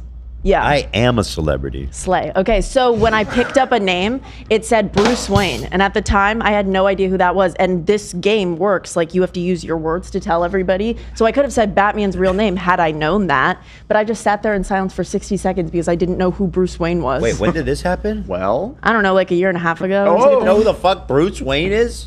That's unacceptable. I didn't. Not the full name. Like maybe if you, because you named Bruce and you had talked about it, I could probably get the first name. But like both names together, I was like, surely Batman doesn't have a first and last name. Oh, I guess please. Clark Kent, like. Bruce Wayne is such a great name. Also, like Batman's not even magic. I also learned that, which is really confusing for That's me. why he's so awesome. He's just a person, dude. He can't do any tricks. He's, does do first tricks. of all, He's an all that. incredible Bro, fighter. he's the greatest superhero And ever. he's the best detective that ever lived. What is his suit helpful He's for? super smart, and his suit is like bulletproof, and it's got all these contraptions. He can make him. He can fly. Yeah, he's got he can- gadgets. He can grappling onto shit. yeah. All right, I think we know our Gadgets. next movies we're gonna. That's do. why Batman is so great. This man fought Superman, Olivia. He fought What? Superman. Kicked What? his ass. And he's just a man. They fight each other? Yes. Why? Batman versus Aren't they Superman. supposed to both be good? Complicated. They, okay? they didn't become They end friends up- yet. yeah. There was They conflict. become friends? Yeah, they team up. Oh. They Justice formed the League. Justice League. And that's together, who yeah. Thanos fights? Yeah, that's that's a a different franchise. That's Marvel. Kinda. We're talking about DC. It's two different franchises. Oh. Oh no! Wait, this post is horrific. This is every time you Oh mention no! Bruce, I think of this. With all due respect, leaving a theater at night when dressed up like this, when you have a son named Bruce, is extremely irresponsible and bad parenting. Oh my This had god! 15K Wait, what is of this us. picture from? It's from our live show. The Dolby. the Dolby. Dolby, yeah. I dressed like that. Yeah. Yeah. It was You even for the wore award pants. show. Yeah, We all did The the- Steamies. Oh right, the steamies. Yeah. Right, that thing. That's very funny. Yeah. I need to be very careful. Yeah. Well, I'm not dressed like that anymore. I survived. Well, you just Do you know recently what? started the wearing joke suits here, again. Olivia? Oh my God! You don't know. Well, I You Hold on, that's a don't I spoiler. can assume. No, let me tell you exactly what happened. I can tell you. Batman's dad was wearing a suit. He left a theater and he was killed. You can stop right there. Yeah. And it's not just Both his Young mom Bruce and dad, was he was at the orphaned. theater with his parents. I'm incredible at reading subtext. Do you want to know or not? Sure, yeah. I mean, I Young got it. Bruce Wayne was with his parents at the theater. Little Bruce Wayne. They were watching a show, I don't know if this They're is watching canon. Zorro. I don't know if this is I canon think or if it it was was, just in the movie, Wicked. but there Hamilton? happens. He has a phobia against bats. He fell into a bat when he was a kid. He fell into a well when he was a kid full of bats, and he developed a phobia of bats. Was he bit? No, he just got scared. Oh, they did nothing to him? Excuse me, Sorry. can I finish? And so they're in the theater, and there's a part with bats, and he gets scared. Oh. His dad is a very loving and attentive father, his parents, so they take him out to... They're also very wealthy, which explains why they would leave a very expensive theater performance just because the kid was throwing a fucking tantrum over some bat on the fucking stage. And they ended up getting killed in the fucking alleyway as a result. Do you hate Batman, Dan? Can I finish the story? Please put some respect on the man. He's done a lot for Gotham. So they leave this theater out of care for his sweet boy, his only child. But Gotham is such a mess. It's such a fucked up city, and he's one of the only people that's been trying to clean up the city. By the way, he's Batman's dad. Yeah, and there's just like a crack. Yes, he's famous. Dan, do you not know this? Yeah, I guess I don't really know that. His dad was like a famous philanthropist. He was like trying to clean up the city. It was in the Joker. irony. It was in Joker. Got it. That was the irony that he was killed by a vagrant. Okay. So some like drug addict. It's a guy named Joe Chill. That's So who it killed goes him. up. Joe Chill. Which was I think you find out was a henchman of Joker. Is that canon? Joe Chill's canon. His backstory changes. I think it's canon that a There's lot a of their million work Batmans. was with like medical stuff. Like they did a lot of stuff with education and medical related. So We're talking about the assassin. Huh? Yeah, the assassin's. Anyway, the guy who kills him, he sticks them up, Olivia. Okay. And he says, "Give me everything you got." And Bruce Wayne's dad, again, being calm, intelligent, attentive, he says, "It's okay. Don't panic. Don't point the gun at them. Take everything we have." And he was walking slowly towards him to protect the mom and son. But the guy freaks out, kills the mom and dad, and young Bruce Wayne's witnessed their death. Oh. That's why he's raised by his butler. By his. He has a butler. They're very wealthy. It's he's the best. That's devastating. It is. I think he also says you ever dance with the devil on a moonlit night. That was the Joker version. Well, in the Michael Keaton Batman, which is my favorite Batman. I don't think that's canon. That doesn't even make sense. The Joker killed them. Like, it doesn't make any sense. it was Wouldn't Joe the Joker Chill. be a kid at the time? Yeah, no, that was a goof for that one. They pull up the frames, Dan. What's the canon? Huh? Ask ChatGPT, what's the canon for the death of his dad? Well, How old is the Joker? Canon to what? There's so many different. This story gets retold and rebooted over and over and over again. Well, I'm sure the original author, however they wrote it, you know what I mean? Okay. What is the question? Just say what's the canon? The canon telling of how Bruce Wayne's of parents how died. Bruce Wayne's And then the part you're gonna love, Olivia. He has this deep phobia of bats, Right. and he's so traumatized as a kid. He determines himself that he has to release fear. He can no longer be afraid, and that's why he embraces the one thing he fears the most and becomes the one thing he fears the most, and that's how he becomes the Batman. I think the bat phobia is not canon. It has to be. I don't think it is. Dan's about to tell us. I asked for what the canon is. Said they are murdered in a mugging gone wrong, often by a criminal named Joe Chill. His name was actually Joe Chill? Yeah, he wasn't that chill though. Joe I guess. Chill, dude. Yeah. Sometimes Chill is portrayed as a random thug. Other times he's working for the mob or even the Court of Owls. What's that? I don't know, but That's it a sounds secret very society. ominous. Is that Carmine Falcone? It's the Court of Owls. The Court Owls is a secret society, dude. Come on. They Okay. control Gotham. All right. Anyway, listen, I survived the night. Although, and then Bruce Wayne's parents were oddly dressed just like this. Like, it's actually insane. Although she had a RIP. pearl necklace, I think. Not whatever. So, would you like to learn more about Batman, or you're good? Yeah, always. Maybe not today. I think that I've got enough for the day. Okay. Who do you Unless think? you want more. Well, who do you think the best Batman is? I'm going to tell you. Without a doubt, it is Christian Bale. No question. Wow. No question about it. It's not even a no question Dude, situation. he is Batman. I mean, as much as I love Edward Cullen, I agree. No, Keaton isn't coming into this discussion at all. He might come back through. He's going to be in another one, right? So he might come through. I don't know. I haven't seen enough. I liked his portrayal. It just wasn't enough. I like Keaton. I think Keaton's my Batman. No, he's not. Dude, he's fucking awesome. He was good, but that whole movie is just a silly goof movie. The second one, Batman Returns with the Penguin and Catwoman, that movie's fucking awesome, dude. He's badass as fucking. He doesn't even look like a Zach warrior. likes that. He looks like someone's dad. Zach likes that Batman because he was wearing Jordans. He's wearing Jordan 6s, yeah. He is? Yeah. That's funny. Christian Bale was born for that role, man. Yeah. He's insanely good, but just when I think of Batman, I think of Keaton. Are we just going to pretend that he wasn't doing that voice the whole time? No, that part. Well, no, he was doing it on purpose. He didn't want people to recognize. He was doing it on. Yeah, it's shit, dude. It's dumb. It's dumb. He kind of had to. Rachel, where is she? He has a little bit of a list. Rachel. They probably could have done that part better. Yeah.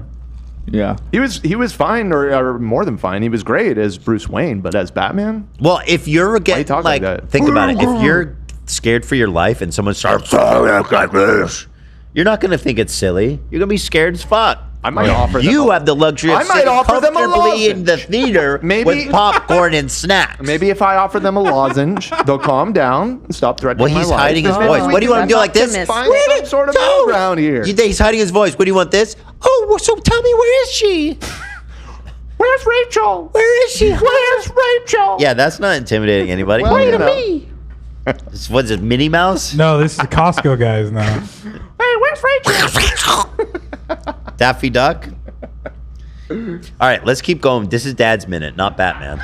Oh, right. I'm gonna walk. I can't believe I'm not dealing with her. I can't do this right now. Let me go back because I'm missing the good part. What the heck are you doing? I was texting Yoda, my friend, about this, and I said, I think I'm gonna walk. I can't believe I'm not dealing with her. I can't do this right now. I almost quit when she called me because Harley was out. I was talking to Harley. Harley was talking about his frustrations. I was saying, yeah, Anisa just called me. She tells me, this really hurts us. Oh shit, he's got multicam. By the way, he just cut to another camera. Very nice. I was saying, yeah, Anisa just called me. By the way, I'll say this. I really like his presence. He's standing. He's dominating the space. He's really owning the stage. Okay, yeah, I agree. She tells me, this really hurts us that you would say this. What? Because in the donation, I said, this is really confusing. Like, I'm sorry, but fuck you. You chose to make this insane video, and now you're going to tell anyone else who's, by the way, expressing sympathy for something horrible that happened to me, unrelated to your dumbass, that this hurts you? What a fucking psycho. And I know, I'm not going to say names, but I know that she was yelling with multiple people that she likes, people that she was on the phone with. She was on the phone with these creators, and she was yelling and berating lots of people. I have feelings. Yeah, I'm sure. I'm not sure he has feelings. All of us, I don't know why they put that video out. It hurts you that I said I'm confused why you're ruining the event. Right. What are you talking about? It hurts you more that you put your video out. What about him? It hurts him that you made that dumb fucking video. What do you mean? Being upset about it. Oh, I burned a building down. Now everyone's complaining, and it really hurts me that everyone's complaining about my fire I caused. What the heck are you talking about? Yes, Dad. She acted surprised. Dad, thank you. I'm so glad. This is so cathartic for him. I can see that. I'm so proud of you, Dad, for fucking saying your shit, speaking on your shit, man. You know, unbelievable. I made that comment on the H3 stream when she said, but Ian told you he was making that video on the camping trip. But so, just because he told me. Yeah, so what? Oh, I confided in you. You're not allowed to be nice to Ethan ever again. The fuck? He was making a dumb video doesn't mean I should just automatically be okay with it because I heard about it beforehand. I can still think it's a dumb idea to put out when you're simultaneously putting on an event that's supposed to be non-political and not... And which, by the way, has one of Ethan's crew members in it. who's being promoted as like heavily promoted as like the main fighter. Yeah. They're still unwilling to contend with the fact that this was maybe a bad miscalculation. You know why? It's snark brain. They are so snark brained. They spend all day on snark getting hyped up by the most unhinged psychopaths. So much so that Anisa is planning on coming back and streaming. She's actually deluded herself into thinking that people actually are interested in her. And, well, I am interested in you, Anisa. I promise you that, but not in the way that you want. Yes. Here's the thing, Anisa and Ian. As you've lost everything, your credibility, your event, your friends, your financial security. Okay, well, sure. I just want you to know. I want you guys to know something. I win. You lose. You lose everything. You came after me, your best friend. You called me a racist. You said that I'm hallucinating anti-Semitism. You came out of nowhere to back someone who's been running a harassment campaign against me and my family, my wife, who's endorsed Ban and Panada. You came and you swung at the king. And you know what they say when you swing at the king, Dan? I'm confused. Who's the king? I am. Oh. And do you know what they... Yeah, okay, well, it's not that funny. People in the back are laughing. It's not that funny. Yes. What do they say when you swing at the king? What? You best not miss is the saying. I'm still... So you're the king in this analogy. Yes, clearly. What are you the king of exactly? I don't know. This game. Okay. This podcast? Yeah, this podcast. I'm king.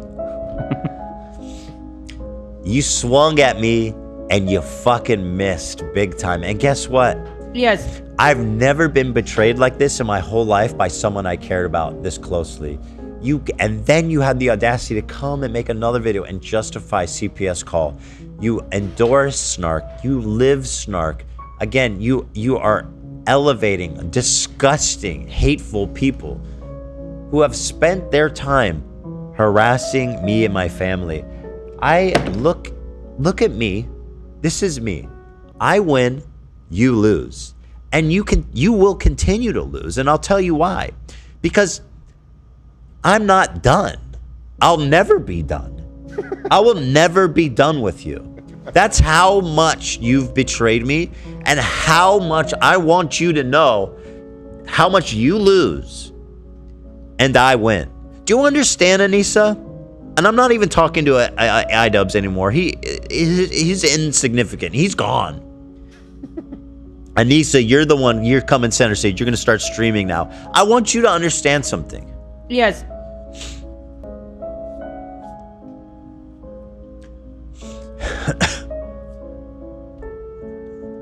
I am never going to be done.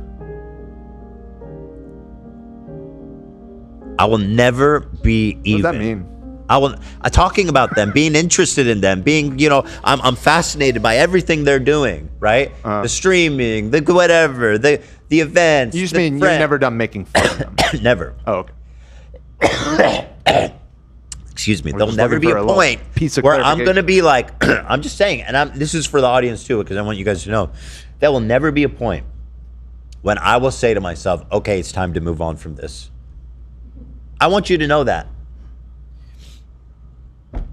You dropped that fucking video when I was live. And you thought you were cute. You thought you were clever. You really had me. You came at me with the laziest slop. The shittiest slop. That you got my haters running around the internet talking about I'm right and you're wrong. You have managed to galvanize support for me. Which is something I've not been able to do for myself. So thank you. But I want you to know just how fucking badly you lose. You lose everything. You lose in every conceivable way. In what way have you not lost? And I'm going to make another prediction. Now that Ian is down and out, he's lost everything. He's no longer a respected creator. I don't even think he's a creator anymore. I don't think anyone gives a fuck. Like, after his content copy made about me that got like 7 million views, good. He made another video about concerned trolling that got like 250,000 views. Nobody fucking cares about you, bro. You're not funny. You're talentless. You're a total hack. No. You know, you have a paywalled podcast that you do for 30 people, right? Let me see how this did. Okay, so it's up to 1 month. It's up to 470. Now, listen, I'm not a mathematician, but one video a month at 470 without a sponsor, you need another job. This is not even your full-time job, right?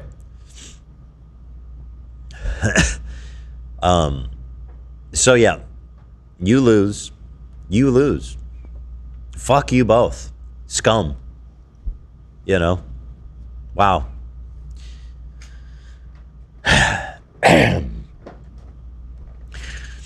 Yeah, so hopefully Anisa really kills it on streaming, because other than that, I think I'm gonna see you guys at Home Depot here pretty soon.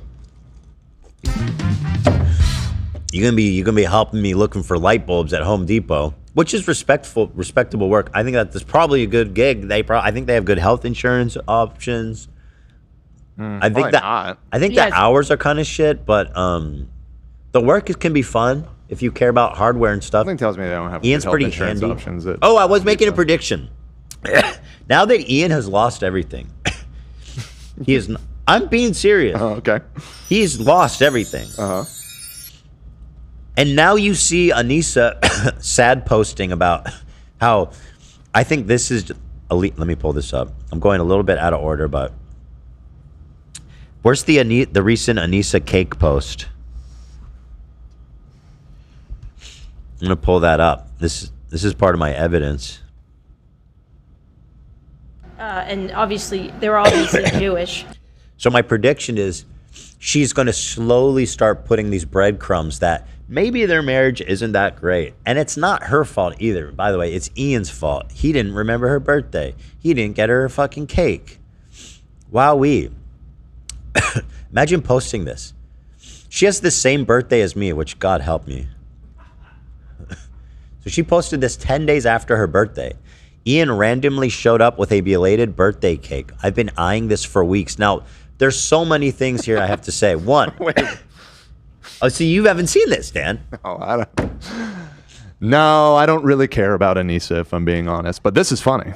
Well, sure. Yeah. No, it is funny. And that's my aim, is to make it enjoyable. Even if you don't care about her.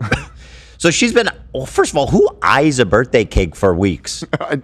There's a lot going on here. Okay. Yeah. That's just sad and weird to begin with.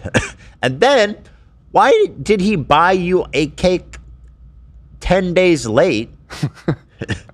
And then, why did you post this? This is the saddest, mopiest. It makes you look mopey, and it makes Ian look pathetic. And also, this cake is fucking psychotic. It's just whole canned peaches. One slice of dragon fruit. This doesn't make any sense. Why were you eyeing this one? There weren't better cakes to eye? Why were you eyeing this even? I don't like why that's only half the cake. Like the fruit should be more fruit. Yeah, you're right. That cake sucks. It doesn't make any sense. Why are you eyeing this one? You raise your standards, girl. No wonder you're married to Ian. Ian is this cake. You shouldn't have settled, man. Oh, God. Reportedly, No. What's his boxing coach's name? It reminds me of something he told us. Michael Briggs, great guy. I love those two. He told an anecdote about how they were all in a car together, and Anisa said, my mom always said 2 things for my husband. 1, make sure they're Muslim, and 2, make sure they're rich. Yeah. Well, at least I got one of them. And it makes me think that that it turns out Ian the is standards Muslim. were not good. The standards were not good. I mean, and then like, yeah, is this a 2-week-old cake? Or I think what happens is, people said it's from some grocery store, and I think they probably just keep a cake like this out at all times. I'm assuming. They might remake it every day or something. Or it was on sale. That would explain why Ian bought it. Yeah. He sounds like he's the cheapest motherfucker alive. But like, the layers of pathetic. You've been eyeing this? No. Fuck me, man. I don't even remember. So anyway, so this is, I think, the breadcrumb she's laying. She's going to leave him. She's going to leave him within a year. From this post? Yes. You're determining I've been that? right about everything else I've said so far. I mean, unfortunately, that is somewhat true. Within a year, Anisa is going to leave Ian. I mean, it could be. She is starting to lay the breadcrumbs. I mean, I guess that's not the biggest stretch. They don't seem like happy people, you know? Well, no, she's cakes aside. She is a complete, and I hate this phrase. I've avoided using this the whole time, but like it sucks that it sucks to admit that in this case, everything people seem to have thought and said about her is apparently true. And she is a succubus. And she's gotten everything she can get out of Ian. And he's a husk of a man. I mean, you can see it. You know, she's basically she's puppeteering him. And, you know, I guess in one final Hail Mary to try to ingratiate herself to Hassan's circle for her upcoming streaming career, she has completely destroyed any credibility that Ian has left. Within a year, she's going to divorce Ian. And you will continue to see breadcrumb posts from her like this. Oh, Ian didn't remember my birthday. Man. It's like I'm trying to compliment him. Oh, he's so sweet. But also, the subtext is that he didn't remember my birthday. And he couldn't even buy me this fucking cheap, weird-ass cake. So, this is my prediction. Your birthday doesn't matter that much. It's not that most important. The fan fiction replies to this are insane. It's your post. Like, this says everything. I'm so sorry that you want to pretend like you posting a picture saying I didn't get this cake from my cheap, pathetic, stinky breath, shits his pants husband. The only thing that would make him like 0.5 hotter is if like his breath didn't stink all the time. Girl, find yourself a man whose breath don't stink. Even you deserve that. Find yourself a man who doesn't shit his pants on a daily basis, you know? Or at least put on some Depends, man. Like, if you shit yourself and you have a condition, I'm not going to judge you because we all have things that we deal with. But at least put on some panty liners or, I don't know, do men wear panty liners? Panty liners or Depends for grown-ups so that she don't have to wash your dirty whites, bro. I don't know. It's just my advice as a caring, attentive husband. I have thoughts. Man. Yeah, so I'm going to be watching you guys, and I'm going to be loving every minute of it. And I want you guys to know that everything bad that happens to you, I'm going to be here laughing and giggling and smiling ear to ear. Jacob says, can't believe you all share a birthday. I know. It's so cursed, bro. It's so cursed.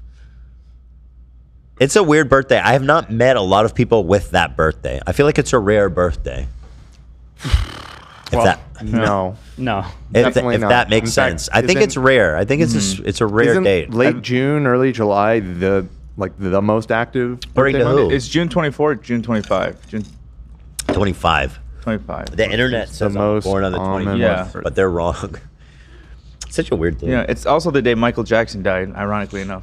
You'd think that I would have remembered that, but I don't remember that he died on my birthday. Let's see, what's the most popular birthday moment? From God for you. You know 3 people with that birthday? Are you serious? Tamara says she knows 3 people with are they cool? You just got owned, dude. She says one of them is. Only one? Tough crowd.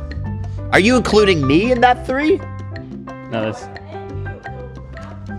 She knows 4. No, you don't. I don't believe you. it. You're fucking owned, dude. Just 4 accept it. people? That's astronomical. Yeah, that's Lele I don't know. Pons, incredible. same odds. birthday. What? Lele Pons has the same birthday. I love her. And George Michael.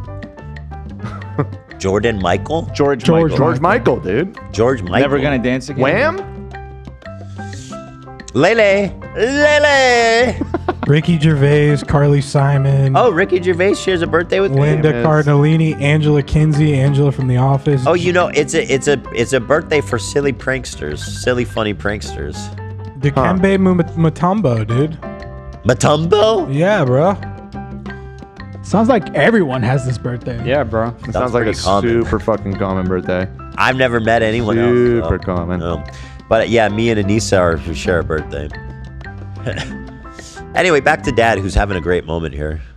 Not tied to any drama. He looks like Homer. Now at this He does. point, The yellowing. The yellow. It's. Oh shit, you're right. That's funny. Oh man. What John's talking about is how Creator Clash is failing, and it's a disaster.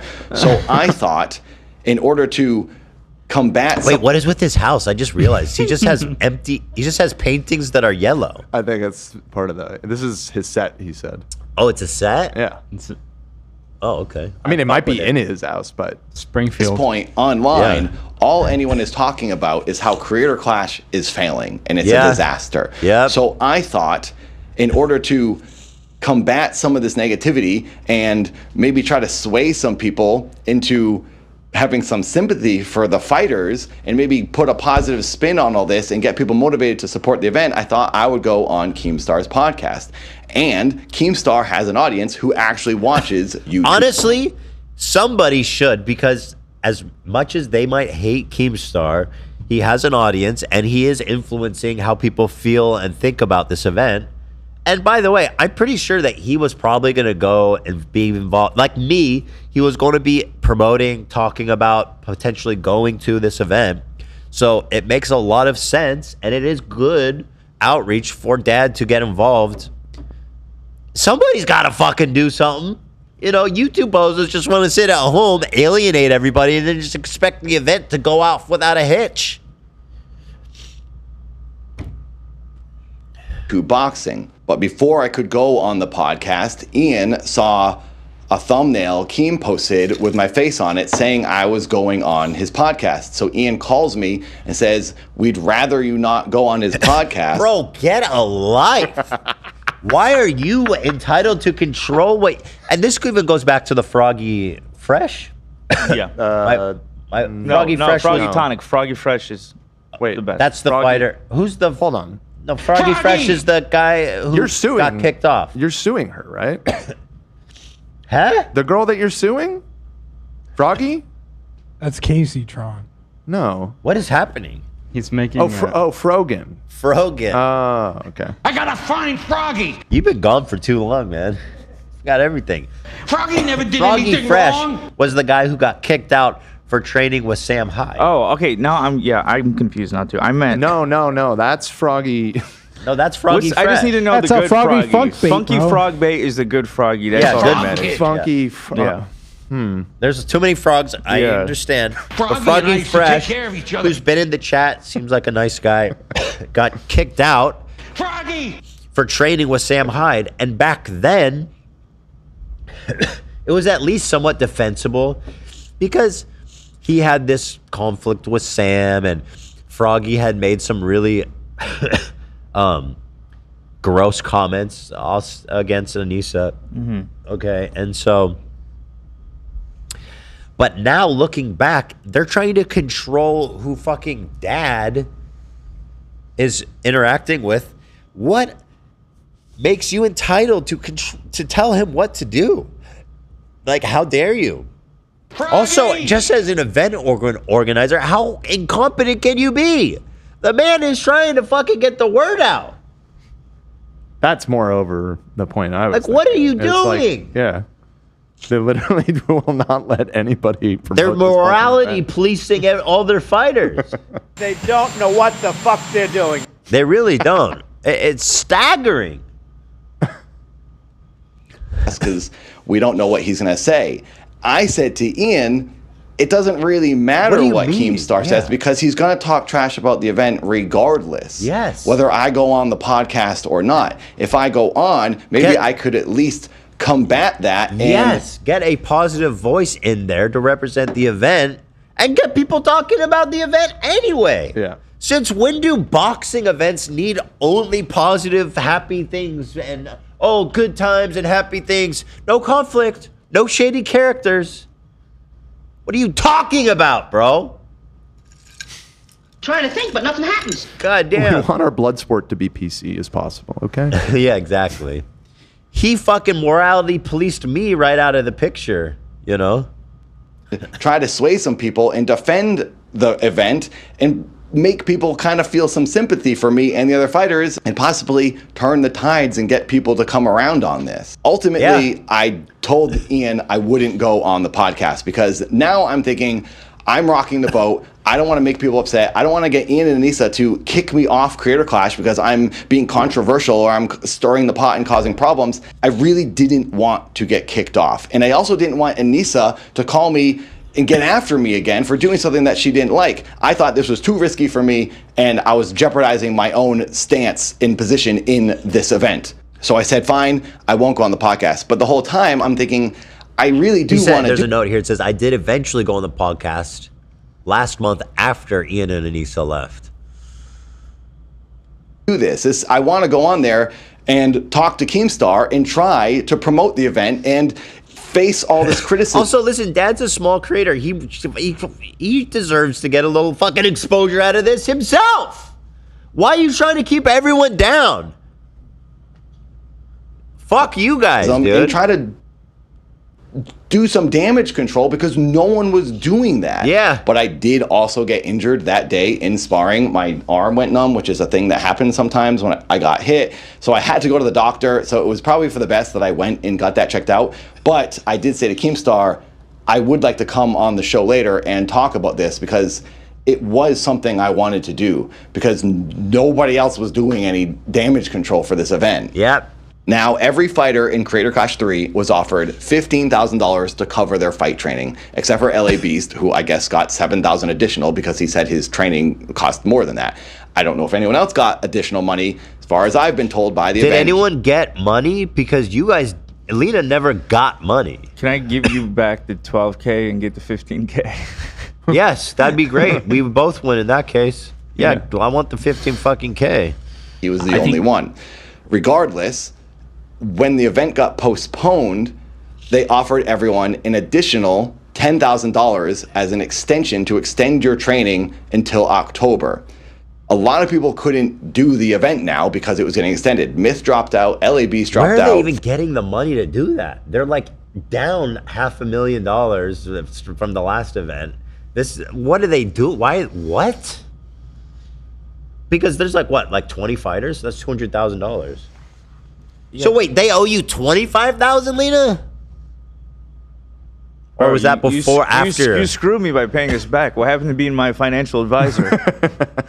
Well, we'll see. I mean, yeah, I don't even know how that works now, though. Now that it's, they still owe you, as far as I'm fucking concerned. No, I mean like that extra 10K that they offered to the fighters. Now that it's canceled.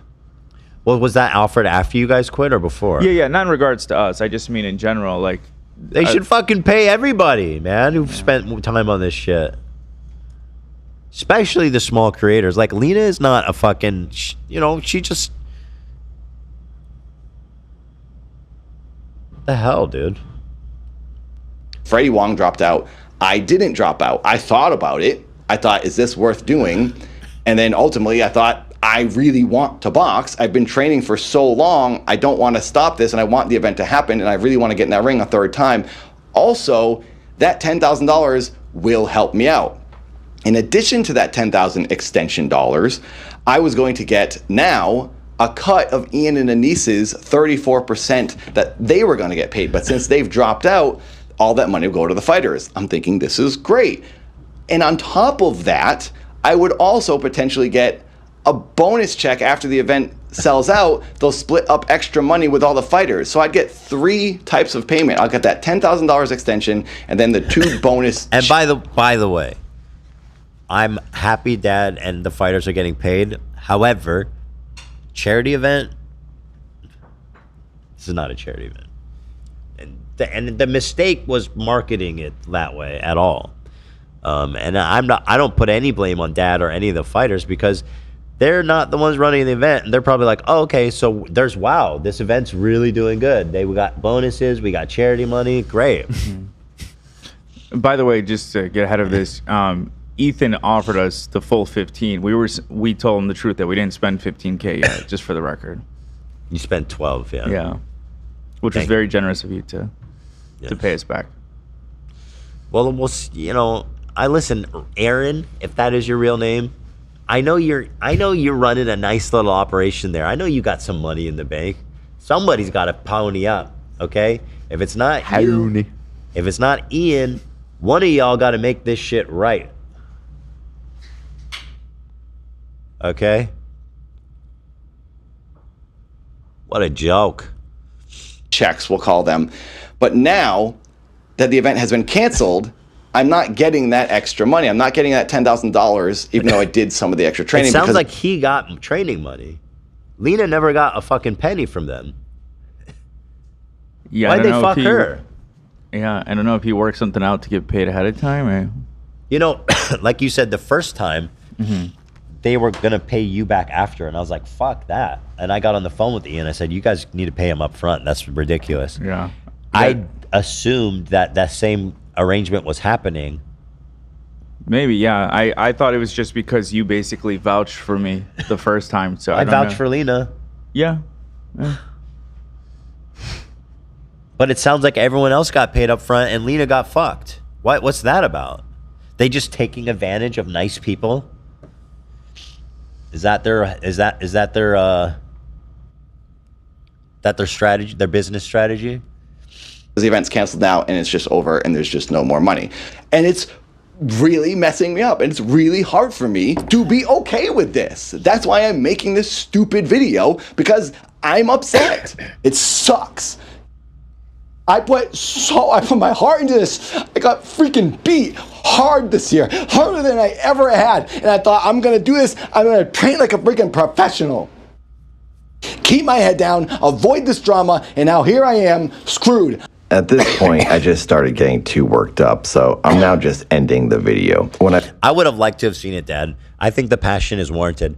And you know what's really fucked up, too, is looking back. When they announced Creator Crush 3, everybody was like, what? They knew that this was a terrible idea. Everybody knew this was a terrible idea after the failure of the second one. And so, doubly putting Dad into this situation, promising him the world, what a nightmare.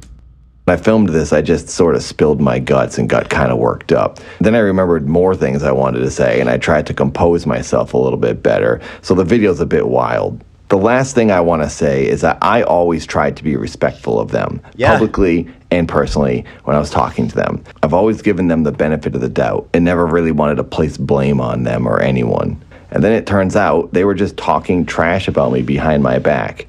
Ian's coach said on H3 that they used to say I was weird and talk trash about me. And then I also heard the same thing from Froggy Fresh 2 years ago. I don't care if people think I'm weird, because I do make weird videos. I like being different and unique. I'm used to people saying I'm weird. I was just very surprised. I got dizzy blowing my nose. Does that ever happen to you? Sometimes if I stand up too quickly, I'll get dizzy. Not when I blow my nose. My nose too hard. Jeez. It's your equilibrium. Did your brain come out? Is it because you're 40 now, you think? No, Nate, it's not because I'm 40, but thank you for saying I'm 40 and not 45 or whatever dumb jokes you guys do. 44. What's your age, Nate? I'm turning 30 this year. Cringe. Sorry. Cringe. A full 15 years younger. How was I when Teddy was born? I guess I was a bit older than that. 30 is great. If you can have kids at that age, that's perfect. I think I had Teddy. I had Teddy like 4 years after that or something. What, AB? I said, what are you, my in-laws? I thought you were looking at me. I didn't know you were looking at Nate. No, I was looking at Nate. Yeah. It is. I mean, I had my kids when I was 34, so. Yeah. Listen, a lot these days when I'm hanging out with the kids, friends and their parents, we all get together. These people are way older than me. Yeah. It's pretty surprising. Me and Ela are the youngest parents. Youngest ever. I think within Youngest the next ever parents. I think within the next couple of years, because like my parents had me at 19 and 20, so Yeah, mine too. I kind of like grew up with them. And then like my uncle, my dad's brother, he didn't have kids until he was 37, and those kids have done everything. Like they've explored the world because their dad was like financially stable. It's and, really true. Yeah. Me having a kid at 19, because you're not an adult. Yeah. You know, but me versus having a kid when I'm 34, like I'm in such a better place to parent. As a new parent, I can't imagine having a kid young. It's like so much work. Crazy, right? It's insane. And then the cost too is so expensive too. I'm like, how the fuck can you do this as a kid? You know what blows my mind, Nate? Is these single moms. Young single moms. And now that I dealt with it with help, I'm like, there's no fucking way you Or can do this dads, alone. but usually it's just moms. in general, there's no way you could do this by yourself. It's I- impossible. I grew up at my grandma's house because of that. My dad was doing college during the day and then working at a gas station at night. Yeah. Well, at least it worked out for him. Yeah. His girlfriend's kids get to enjoy the benefit. Didn't work out so much for his kids, but it worked out for him. Yeah, they got a pool. They got 3 dogs. They got a pool. Is it heated? Probably. Yeah, probably. It is. Yeah. Good for them. But we got government cheese though. When I was a kid, they didn't get that government cheese. Ooh, Yeah. you know you can buy all kinds of fun stuff with that. With the food stamps. Yeah. You know you can buy steak. Remember that was the whole thing. Yeah. People are like they're buying steak with their food stamps. You could also sell the food. What stamps. else are you supposed to buy? With Is that like bad? Yeah, because it's luxurious. Too luxurious. Okay. Poor people shouldn't be eating steak. By the way, there's some cheap ass steaks out there. Don't get me wrong. yeah.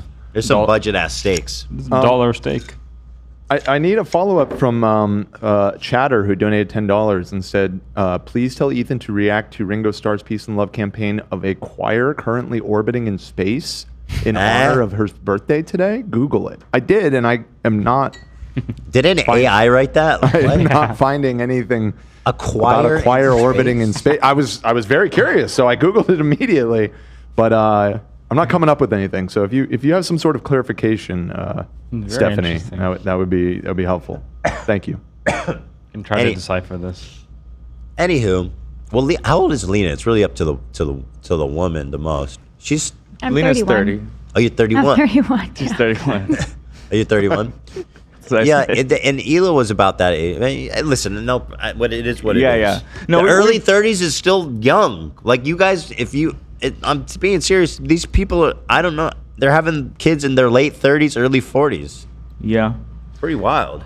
We thought we got Rocky, and I think it kind of triggered Lena's parents into. They said we wanted a grandkid, not a dog. That's so funny. Yeah. Well, you got to ease in. Yeah. You know, you ease in. We definitely want kids. It's just not a good time, I think. Take your time. Yeah. Wait till you're ready. Yeah. When you're ready, you'll know. I just don't get it. There's no shortage of grandkids in Lena's family. Like we literally ran out of beds at our house. Like there's. No offense Put to the your motherfuckers on siblings, the but floor at this point. they probably are like, this is the primo grandkid. Yeah. Right here. Well, Lena's kind of the trophy daughter. So That's it. Yeah. Yeah. This is the premium grandchild. What? I have this thing where I, in my head, gotta have kids the year 2030. Because there's a long-lasting tradition in my family, probably accidental, but my great-grandpa was born, I think, 1910 or something. Mm-hmm. Then his dad was born 1930 or 40. My dad, 1970. Year is I'm it? 2000. So it's on... I think that's cool, but make sure to time it right. Yeah, I I gotta do 29. Start at the end of 29. Yeah, all I know is that come late 2029, 2030, wherever we're at in life, No, he's saying come right on time. Some fucking loads right Yeah, now I somewhere. got it, bro. He's saying to come right on time, maybe. And that comes on the back. Oh, but it's not in the back. That's not how it works. Oh, really? Oh, I got 5 years to figure it out. Don't worry. Yeah, you have time for that. You get it all Take sorted. it right on my chest. But imagine like ruining. That doesn't work either. Imagining ruining this 100-year accidental tradition. No, do it. Like I feel like I'm bearing a lot of weight. You bring shame to the family. You should try. You should definitely go for it. It's you'll be at a good age too. Right? You'll be around 30, right? I might be able to do it. Yeah. We'll see. I'll keep you guys updated. Keep you updated. Okay, thank you. Yeah. Anywho.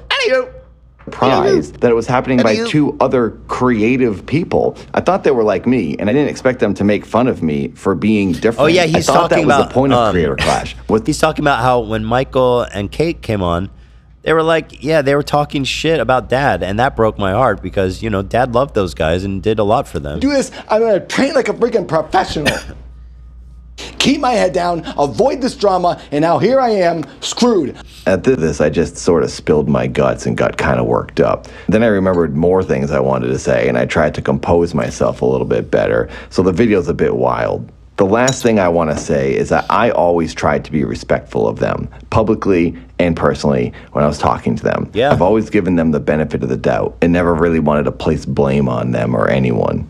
And then it turns out they were just talking trash about me behind my back. Yep. Ian's coach said on H3 that they used to say I was weird and talk trash about me. And then I also heard the same thing from Froggy Fresh 2 years ago. Wow. I don't care if people think I'm weird because So they're telling Froggy Fresh, confiding in him about talking shit about other fighters. Like, how trashy can you be? Froggy, that's the editor. No, that's Froggy Tonic. Froggy Fresh is the guy that kicked off. Did he say that? Same thing from H3 that they used to say I was weird. No, you're right. And You're talking about Froggy Fresh. Yeah. talk trash about me. And then I also heard the same thing from Froggy Fresh 2 years ago. I don't care if people think I'm weird because I do make weird videos. I like being different and unique. I'm used to people saying I'm weird. I was just very surprised that it was happening by two other creative people. I thought they were like me, and I didn't expect them to make fun of me for being They ain't like us, buddy. I'm weird and creative and cool and funny like you are. These guys, They don't know what the fuck they're doing. that's putting it mildly. Anyway, that's Dad. Go show him some support. He got fucked over. All Yeah, these fighters please did. go support Dad. Dad is family, What else is he up to on his channel, just to see? Nathan. It's a good name. Oh, he has a show. It just started. Let's talk about it. Talk show. Let's talk about it. Episode 1. Talk show. Oh, here we go. Thank you. Tall Skeleton provided me with Yeah, the yeah, cheat sheet. yeah. I'll just have this up on my second screen while Froggy we're talking. Tonic's the psychotic tanky freak. Okay. Frog Kid. The beret one, right? Froggy Yeah. Fresh was the one that got kicked out. One got Brogan kicked is the out. one you're suing, and Funky Frog Bait is the good She's one. nice. Yeah. Yeah, Okay. she's nice. Fun frog. fact, Or two of they these- are nice frog. Nice two frog. of those frogs are from Michigan. Just a little fun fact. Oh, interesting. Which Frogan and Froggy Fresh. He's from Michigan. Oh, that's a weird coincidence. How about that? Does that One on count the board for? Is that 2 points or 1? That's 2 points, I think. Is that a double mention? No, that's just. Is that just 1 point? That's 1 point. I'm yeah, just that's- I guess asking. the coincidence is what brought it up. Yeah, it's one. It's yeah. I have a question. Do I start the points rush? Yeah, let's do New that. season. You down? New New season? season. Started yeah, fresh. yeah, We didn't advance the mind, season sure. number. It's been so messy. Yeah. New season. Okay, cool. I've been excited about that because I've kind of lost track personally. Okay. Cool. Okay. So when I come back, I want to get into the Taylor Lorenz thing, which is super fun, or just all the drama over the break. There's so much here. Ay. We're gonna have some fun here, guys. Hey, we're making good time, and we started on time. We did. We started on time So for once. We got good time here. Yeah. Connor, thank you for the 50 donation. That's so generous of you. Got married and went on a honeymoon just to survive the break. Good timing. It was just a happy coincidence. Shout out to my husband, Jack, who's a big fan of the show. I love him so much, and we've been enjoying the show together for years. Peace and love. Well, thank you, Aw. guys. I appreciate it. Congratulations. Show brings love and people together. It really does. It really does. It's a great show. It's a great show, folks. All right, I'm going to go to the bathroom. I didn't go to the bathroom right before the show started, which I normally do. If because I didn't want to be late to Peace and Love minute. We appreciate it. That was the right call. I'm impressed that you lasted this long. No, that's true. Yeah. How bad do you have to pee right now? Well, I've been having fun. I'm having a good time, you know. All right, I'll be right back. Okay. There's no sound. There's no sound, Nate. I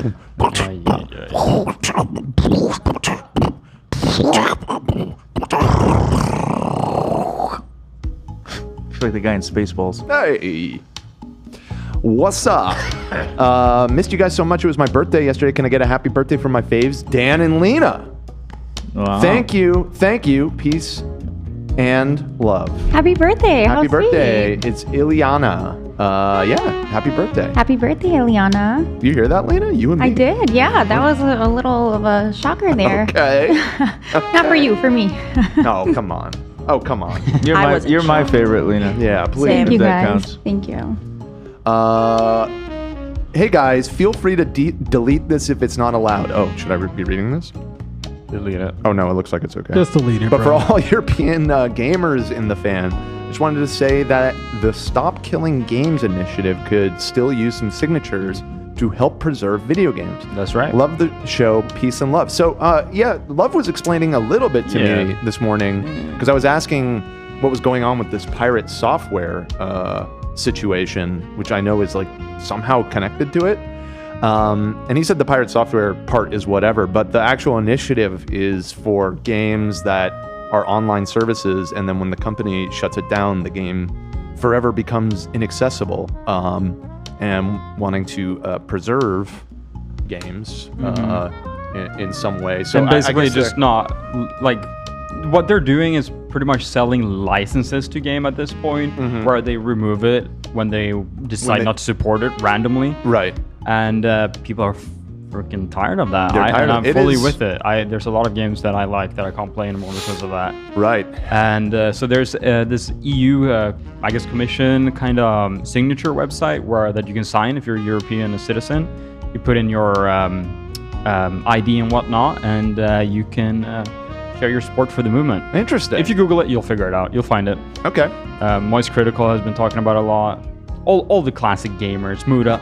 Shout out to Muda. He's been talking about it a lot. He's just an ordinary gamer, that guy. Yeah, he's just a Muda Tahar. Muda Tahar. Yeah, and I'll look into the pirate. It might be too late to talk about it because I know it was all happening during the break, but I'll look into it tomorrow. Maybe we'll talk about it on Wednesday. Because I see What was it? people. He just didn't support the initiative? Yeah, he just doesn't like this. Yeah, exactly. Because he's a publisher and he tries to play devil's advocate. As usual, he's trying to I can respect that.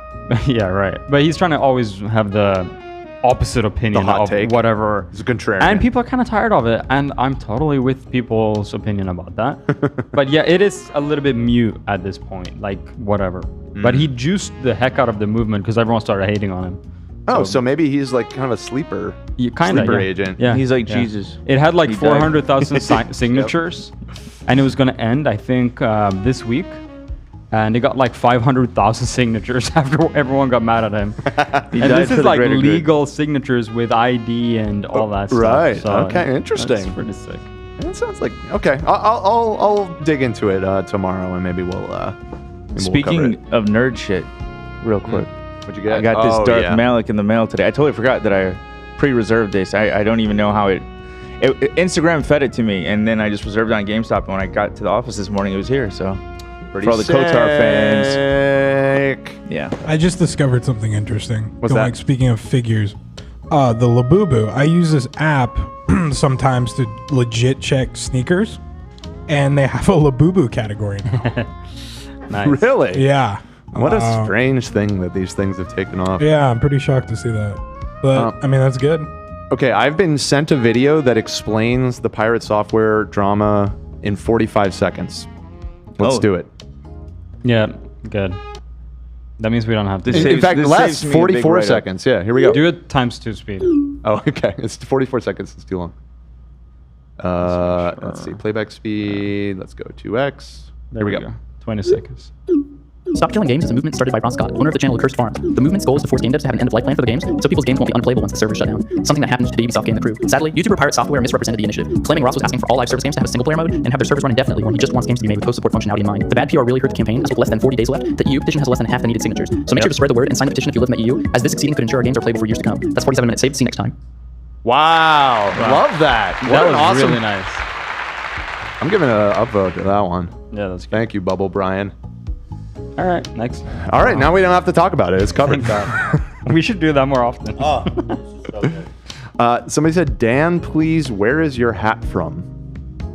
What? I don't know. Dan, I need to know where that plain black snapback is from. Genuinely? I don't remember. I'm really thinking about it. I have no idea. idea. There's a brand name right there. On the little plastic thing on the back. You don't have a hat guy? There's nothing on it. Oh, there was a tag and I cut it off. That's such a Dan thing. I'm sorry, I can't help you. Bro's I do not know. Stop gatekeeping, bro. I mean, I'm it's gatekeeping the hat, most dude. basic hat you could Dan, possibly imagine. where is it from? I need I it. don't know, man. Why are you gatekeeping, I can't bro? help. I can't help. I've never seen a hat like that. I'm so I sorry. need it. I'm so sorry. 31st.com. You should wear it like that more often, like the Fresh Prince. Oh, that donut was insane. There's donuts. Oh, I never got one of those. Me neither. I only had half. I have to go. I need another half. Really now? That I need one too. Okay. There might not be any left. There's a lot in there. There's a bunch Actually, of I'm not gonna have a donuts. donut. Froggy Fresh is in the chat. I'm an hour behind. Good thing you're not part of Froggy! Creator Class. You be getting angry messages from Anisa. Froggy! Why are you watching that show? That really hurts us. Unreal. The fucking balls to tell dad. 1, not to go on Keemstar show. 2, not to even talk to me. Yes.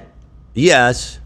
Anyway, so we're going to move on to all the other goods. I need to get him more donut, though. That's not even a joke. I'll be right back. I'm famished, apparently. Ooh, this is a good donut. It's good, right? Where is it from? Hang on, guys. Nate, where'd you get these? There's a place on the way called Donut Hut. It's in Burbank. Oh, I know Donut Hut.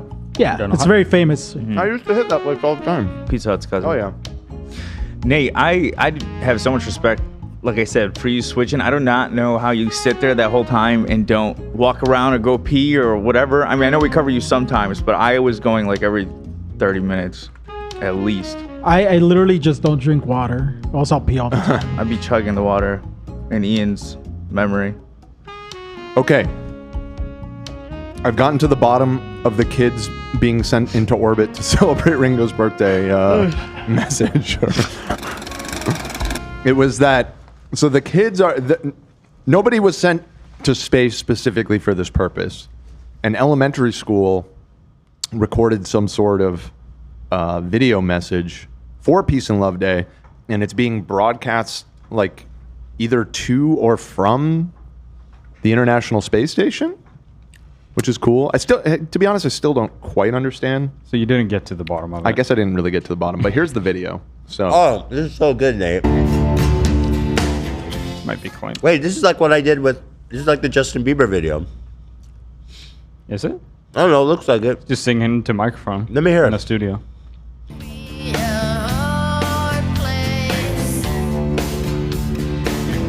So this is a song Ringo made? Yes. What the fuck is this?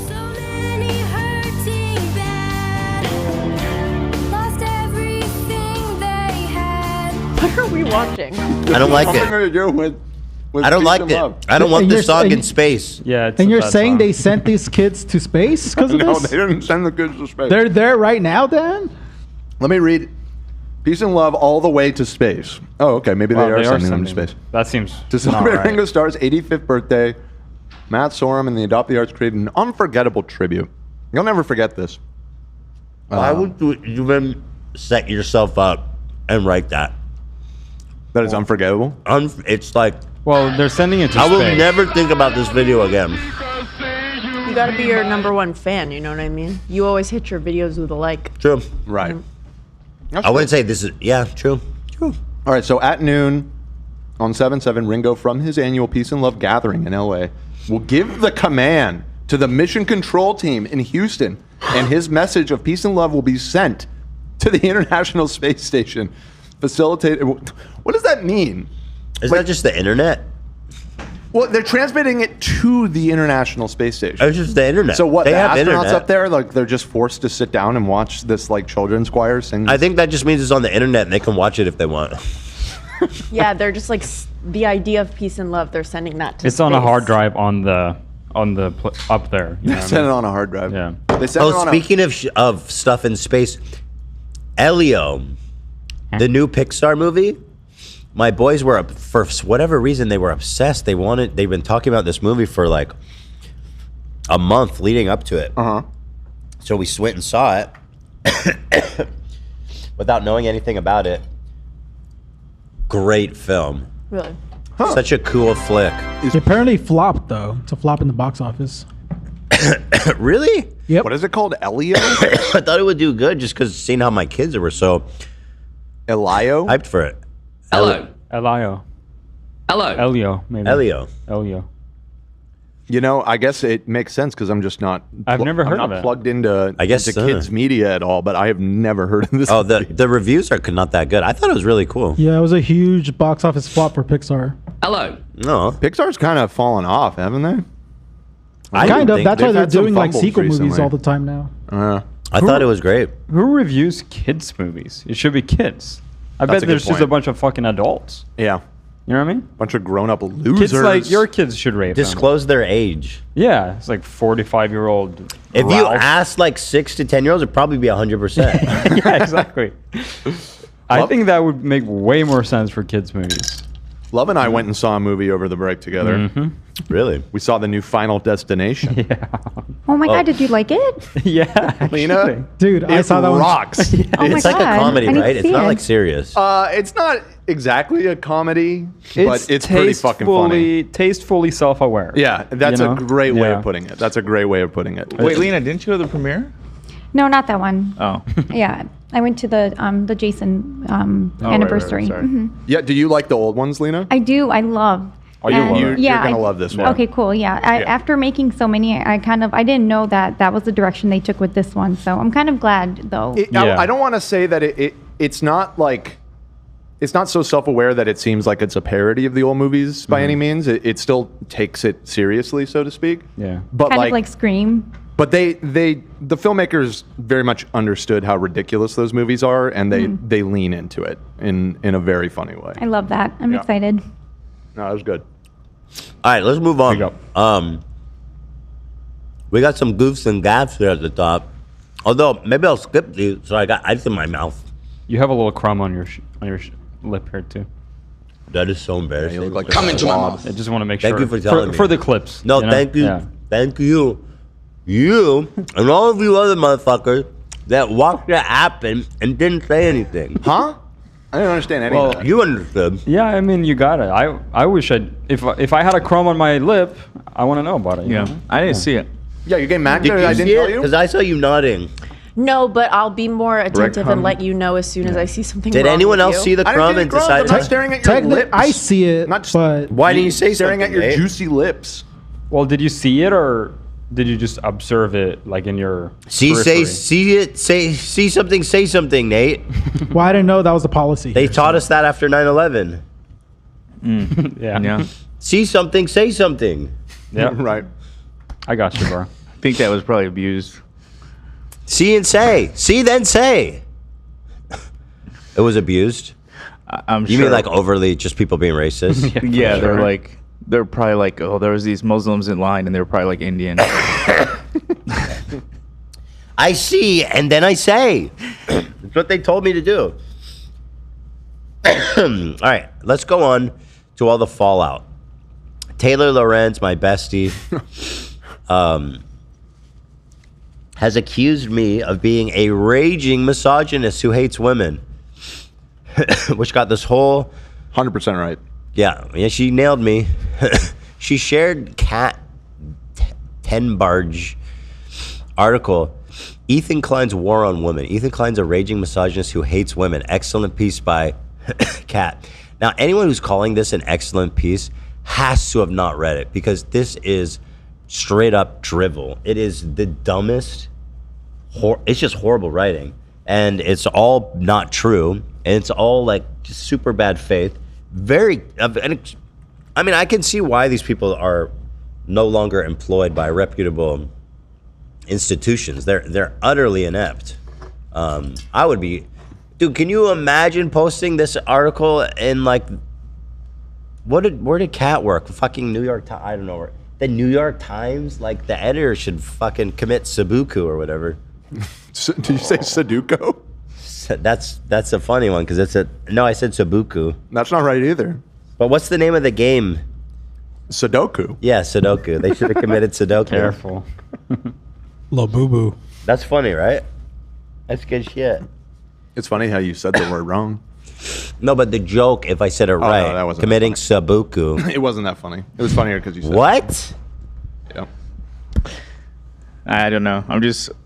That's a I want to give killer more play credit on to words. Love for pointing out that stuff on your lips, because these clips that people are going to take, it would have been real awkward if you had that on your. Yeah. I was just thinking about that. Sorry. True. We're fine. We're fine.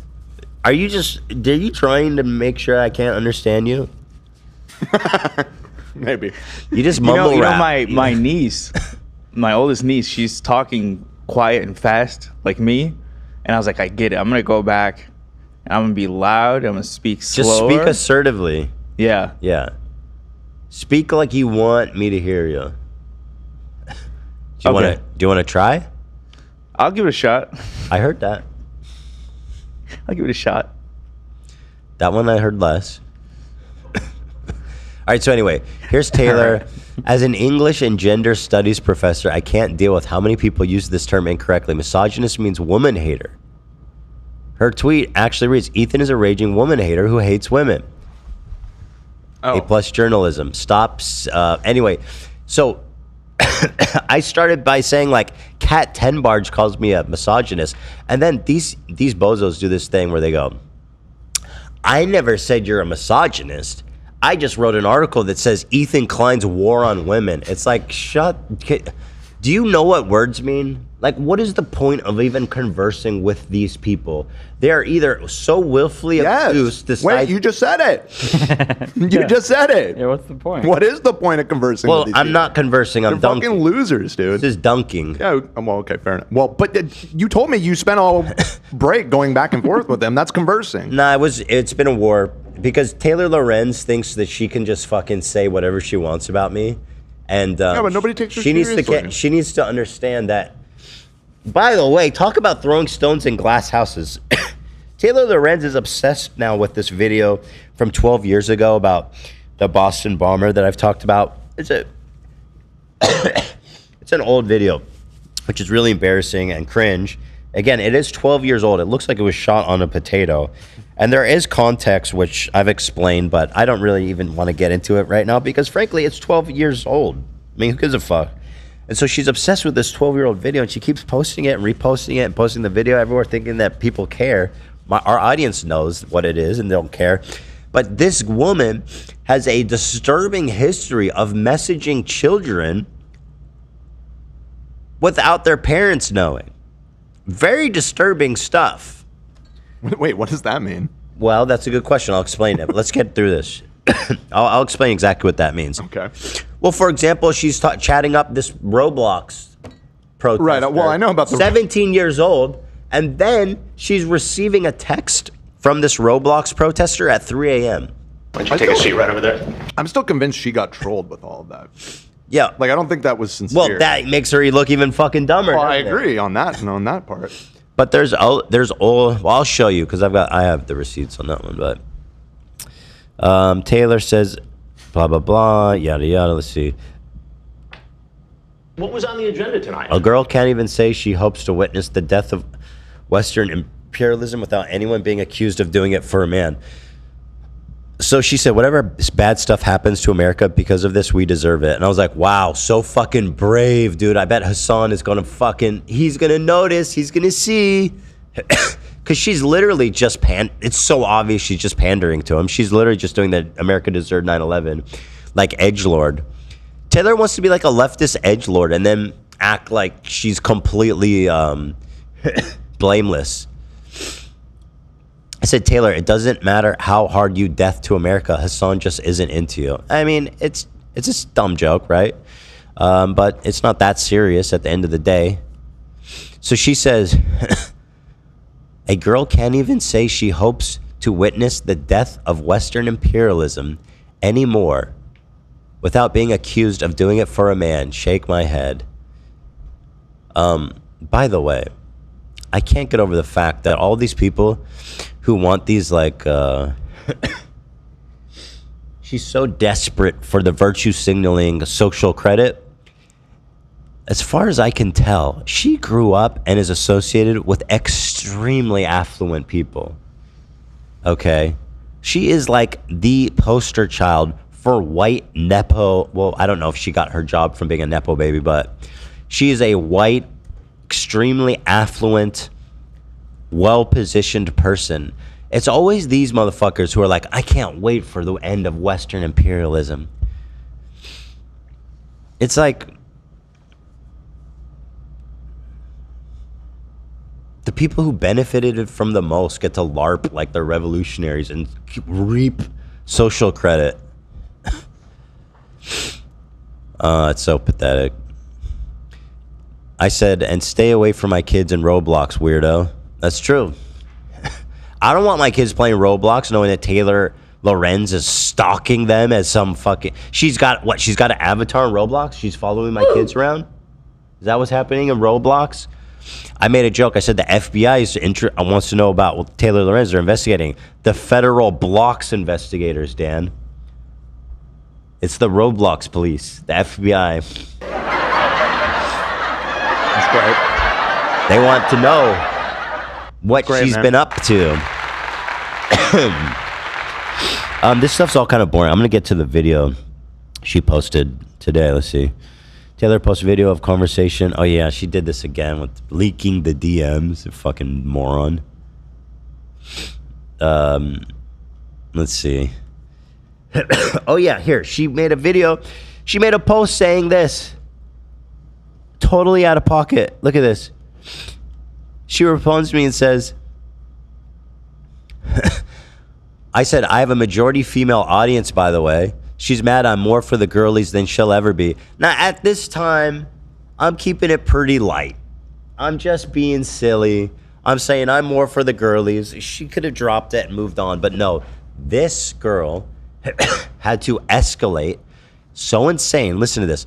Many snark subreddits are majority women, and they're some of the most vile and misogynistic places online. By the way, Taylor Lorenz, confirmed snarker, literally been retweeting, reposting Brad Empanada. She is quite literally the poster child of snark now. She goes, women also perpetuate misogyny. Okay. Women voted for Trump. Okay. Now here's where it gets weird. If Ethan stopped sexually harassing young girls online long enough to read a book, he might know this. I am so fucking sorry. I did what now? You say I am harassing young girls online, you fucking freak? So this is what really got this conflict going, in my opinion. So sorry. Yeah, she's been retweeting Ban Empanada all weekend. Tell me more about misogyny and snarking and all this types of shit. And this guy, whatever his name is, Atlas Drugged, is a complete... He's like a snark mod at this... I don't know what his involvement is, but he's a totally obsessed freak. Like, you check his timeline. It's just non-stop obsessive tweeting. Taylor Lorenz retweeted Bad Empanada. Cool. That's awesome. So yeah, this is what got me kind of charged up when she said I'm sexually harassing young girls. I need to stop sexually harassing young girls. And then, so let me get into the back and forth from that. Ethan points out that she's defaming me, which she is. Hey, Taylor, cat got your tongue? Don't you want to... It's missing something, not to blame, because this was also got messy. your tongue? I should have said cat like a K. Because her friend, cat, whatever. You don't want to double down on your defamatory claim that I sexually harass young girls? You have the end of the day to apologize and clarify. Okay? Govern yourself accordingly. Yeah, pretty much. And then she started messaging me. Or no, I think maybe I... Well, here's the whole convo. She leaked this again. Fucking dumbass weirdo. She's done this the second time. The first time she cried and bitched and moaned when she released our DMs. I can't believe you put me in danger like that. It's like, you released the DMs, you dumb fuck. So she did it again. I said, provide me a written apology by end of day if you'd like to avoid litigation. By the way, she failed to do that. Go ahead and ask an attorney about your exposure on saying, quotes, someone sexually harasses young girls. You're a fucking journalist. Jesus Christ, you need to get your shit together. So then she posts a video, the 12-year-old video, as the proof that I sexually harass young girls. Now, am I crazy, or when I read this again, does this sound like she's talking about one video that happened 12 years ago? If Ethan stopped sexually harassing young girls online long enough to read a book, he might know this. What does that mean? Does that mean a video from 12 years ago? That sounds like nonstop harassment. Non-stop. Waiting at the bus stop. From current day, non-stop, serial, sexually harassing young women. Well, she deleted this tweet, so... She did? She's such a fucking Well, she never moron, apologized bro. for it. She pretty much doubled down on it. But you know where I found it? Where? Shout out to the Snark for backing it up. They were fucking They were riding for it, probably, right? Yeah, they had it. They are their own worst enemy. Yeah, they are. The Snark brain is taking all these people down. Someone sent it to the research, and the post was deleted. And I was like, "Fuck, where can I find it?" I looked it up, and that's where it was. Thank you, Snarkies. Shout out. Once again, I'm thanking them. They're so good at self-snitching. It's awesome. Well, yeah, I mean, they're literally self-snitching in the DMs. You know, I offered amnesty. Now, I'm not going to say if somebody took it, but I will say that I am learning a lot of interesting things.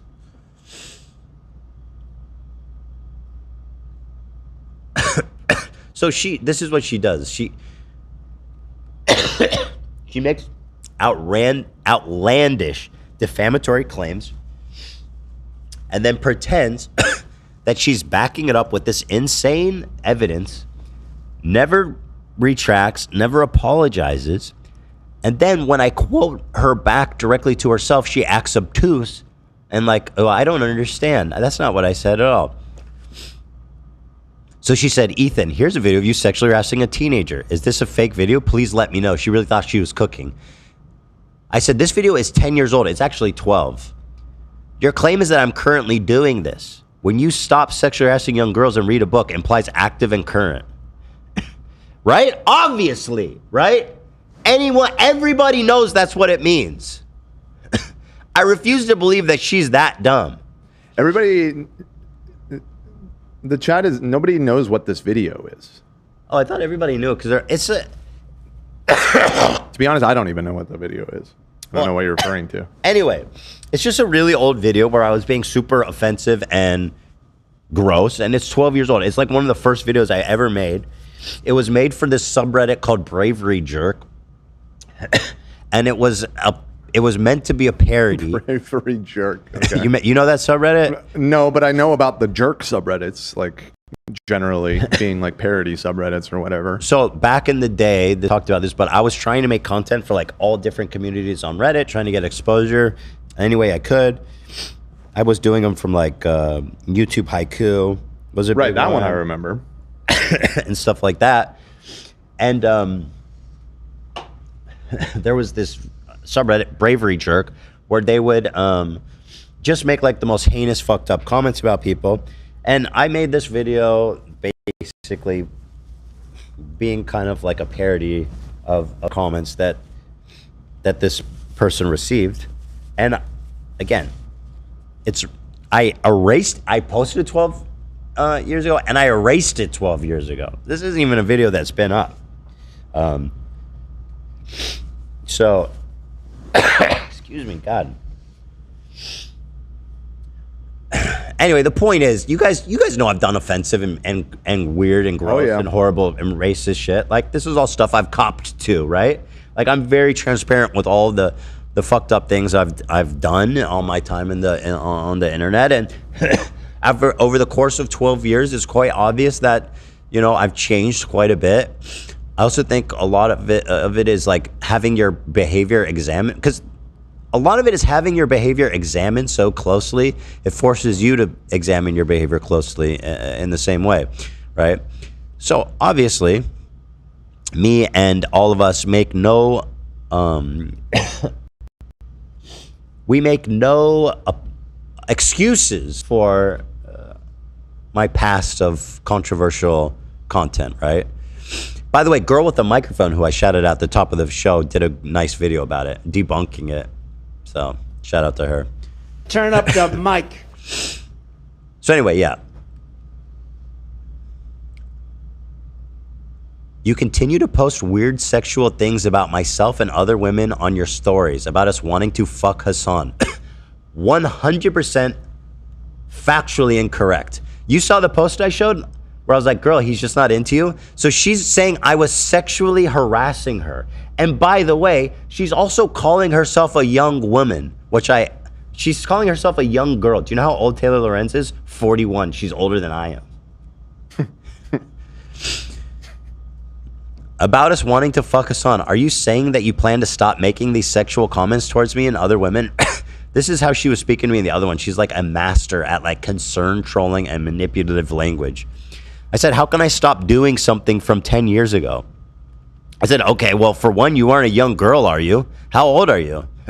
Because I'm trying to, her claim, which she's trying to sidestep, is that I am perpetually sexually harassing young girls. That is a very specific meaning and image. So her only evidence is a video from 12 years ago that's been erased for 12 years. That's been addressed. So she says, well, actually, you sexually harassed me with that Hassan joke. I said, okay, well then, are you a young girl? How does that apply to you? How old are you again? I'm not even being snarky. I'm like, okay, if you're talking about yourself, you're saying you're a young girl. So how old are you? She said, I would call myself and the other women you're harassing by making sexual comments young women. Do you see how insane she is? She's not that dumb. She knows exactly that she fucked up. Are you? Go ahead. I gotta say, I don't think that it seems like her age is like a point of contention. I know. I was trying to and Google it. She's such a weird She's given liar. different answers a million times, it seems like. That's part of her lore. She's such a weird lying freak. Like, she's a serial pathological liar. Her Wikipedia article gives a field of probability. She never asked what a woman her other age. famous person has a Wikipedia and their birthday is a field of probability? What the Because fuck? she's given a different birthday date to so many different people, so many different employers, that nobody knows her exact age, but to the best of my knowledge, it's 41. But like, that just exemplifies what a weird, creepy, freak liar she is. What the hell? Can you find another public figure with a Wikipedia page where they've got a field of probability, a matrix? How weird. I don't know. Probably not. Probably not. I mean, at least I've never seen it before. Yeah. So, again, she says, I would call myself a young woman. And again, she said young girls. So she knows exactly what she said, what she implied. She defamed me. She lied about something horrific. And now she's trying to avoid any accountability and to avoid walking it back or apologizing by saying bullshit like, no, I'm actually a young woman. Well, you said young girl. You didn't say young woman. But if you're a young woman, you're 41. You're old as fuck. Sorry. You're not a young woman. A young woman's like what? Like maybe in the late 20s. I don't know exactly what it is, but I'll tell you what, it's not 41. She ain't it. Yeah. I'll tell you that, Taylor. Yeah, that's You definitely. ain't a young woman or a young girl. Ain't nothing young about your old ass. I look young and beautiful. No, you don't. Which actually, she does look good for her age. I'm not gonna be along. And by the way, sorry, this is not me sexually harassing you. I'm just saying, I'm actually just being honest that you look youthful for being as old as you are. But imagine she's telling me she's older than me, and she's saying you sexually harass a young girl. Me? Yeah, you're older than me. I would call myself and the other women you're harassing young women. This is not something you did 10 years ago. You have been posting weird sexual stuff on your story about me and other women constantly in recent weeks. You implied I was a pedophile the other day. Weird that Did you do that? No, of course not. Ethan? No, of course not. Okay. I said something like that she's being weird. Do you know that if your kids are talking to her in Roblox or something like that? Yeah, that sounds like you implied. No, but it's That a reference to a real thing. It's obviously tongue-in-cheek and jokey. Okay. But let's say that the joke is that she's a pedo, right? And that's not what the joke was. That was my implication. It's just that she's weird with kids, right? And she pushes their boundaries. Which she has a history of doing. That's just a fact. That's just a fact in my opinion. Everybody know a pedophile. That's not what I meant. Nah. I wouldn't even consider her someone I know, so that wouldn't apply to me. But it's interesting that she understands the implication. Sorry, I just saw one of the things you posted to your story. I sent it. I didn't. Yeah. Let me pull it. Oh yeah, this is. Yeah. By the way, she has this weird, creepy fucking photo shoots, and she's expecting me not to do creepy. Wait, that's a real thing? That's a real photo of her. It's 3 a.m. in New York. Are your children texting Taylor Lorenz? Stay safe out there. And I played it with this music or something similar. She writing the jokes for me. So if she's thinking like, oh, you actually accused me of being a pedophile, give me a fucking break. But I think it's cute that you understand the implication as opposed to you literally saying in total dead seriousness, as a journalist, by the way, I'm a dumb comedian goofball loser. You're a journalist, a reporter of fucking facts, allegedly, Booger lips. And so like when you say you're harassing young girls, sexually harassing young girls, that means something. Like her. Oh yeah, and I had to do a little concern trolling, which was fun because again, she just takes the bait every time. She's so dumb. So this video is really good. I recommend it. A content cop, Taylor Lorenz, 4 years ago, he has a whole section about how she exploits children, how she's talking to underage kids without their parents knowing, how she's going into their house without the parents fully understanding what she's doing there and all this kinds of stuff. And it's like, that's pretty weird. There's actually a really good post from Antonius, that legendary king, about her unscrupulous behavior with chick kids. Why don't you take a seat right over there? I said, Taylor, I'm genuinely not your enemy. I hope someday you can understand that. I only want to protect children. And you have a pattern of talking with minors late at night and without parents' consent. Taylor, would you want your child texting a 45-year-old stranger?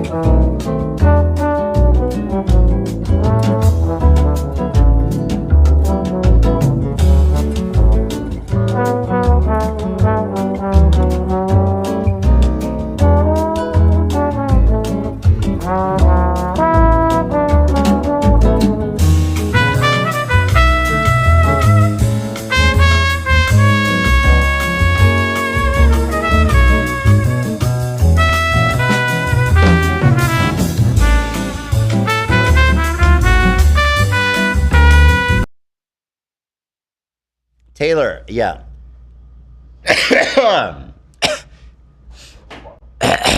This is a verbatim, basically, message she was sending me about how I'm sexually harassing girls and need to stop.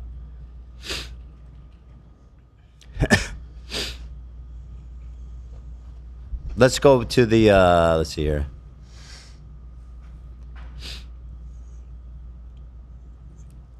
So she said, I wouldn't call myself, blah, blah, blah. I think it's incredibly weird how you keep making sexual comments about myself and other women. Again, total lies. All I did was make one dumb joke about Hassan not being into her. I said, okay, we'll see. Thanks for your time. Just over the conversation, and she keeps going. And by the way, remember, she posted this. I genuinely don't get it, Ethan. I have no problem with you yelling at me every day about my political beliefs. That's your prerogative, and we can disagree. But making comments about my and other women's sex lives is gross. Will you stop doing this? Now, this is like a snarker narrative that I'm sexually harassing women based on nothing, and she's just writing that. And it's so pathetic. I'm not even addressing it because it's so fucking transparent. Her only evidence is a video from 12 years ago. Snark brain is a disease. I agree. So why are you participating in it? Again, this is the girl who's been retweeting Bad Empanada. Okay. Why can't you critique women you disagree with without making sexual or misogynistic comments? Good luck with that. Again, being over the conversation. Good luck with getting you to stop harassing me and other women by making sexual comments. Convincing literally anyone outside of your snark bubble that I'm sexually harassing anyone. I don't participate in snark subreddits, Ethan. You do. What you're doing, which is not true. I guess they say our subreddit's a snark, but it's not. What you're doing, posting gross sexual commentary about myself and other women's sex lives is harassing and is sexual. You've made, and by the way, her posting this is continuing the defamation and this whole like snark narrative that they're trying to make like mainstream is that I'm sexually harassing women, which is fucking insane. You've made weird comments about my sex life, Anisa's sex life. What? I have made weird comments about Anisa's sex life? About her being the cuck and you're I misspoke and immediately corrected myself. Yeah. Again, the journalist, that's what she's citing. When I was making a joke about how she was going to watch me and Ian have sex because she's the cuck. That was the joke. If you watch that and actually think that I'm like, oh yeah, I want to fuck Anisa, that's insane. That's like obviously bad faith and insane. Not to mention that I immediately was like, oh, I misspoke. That's not what I meant at all. Right? I don't participate, blah, blah, blah. Will you stop sexually harassing myself and other young women in your Instagram stories and YouTube show? YouTube show? Sounds like a boomer. Damn, that's crazy. The New York Times is still dealing with your last defamatory lawsuit, which is true. She got sued for defamation, and the New York Times is still dealing with it. Yep. This time there's no institution to protect you, though. So you're going to, now she goes, now you're going to threaten to bankrupt me? That's true. We are the H3 show now. So you're going to threaten to bankrupt me legally for asking you to stop sexually harassing me? It's like, can you please shut the fuck up? New York Times won that baseless defamation lawsuit. When I checked online, they're still dealing with parts of it. It wasn't fully dismissed, which was funded by extreme right-wing donors, whatever you say, I don't know, and part of a coordinated smear campaign. By the way, that's not relevant.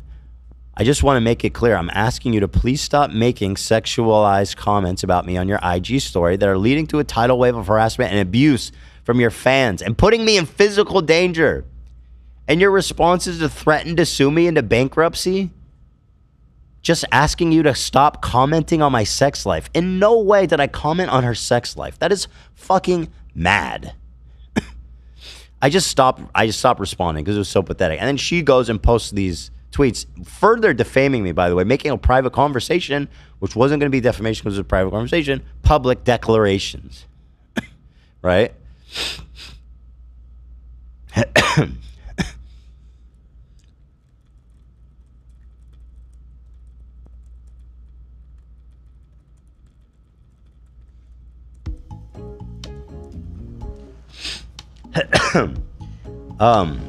Let's see.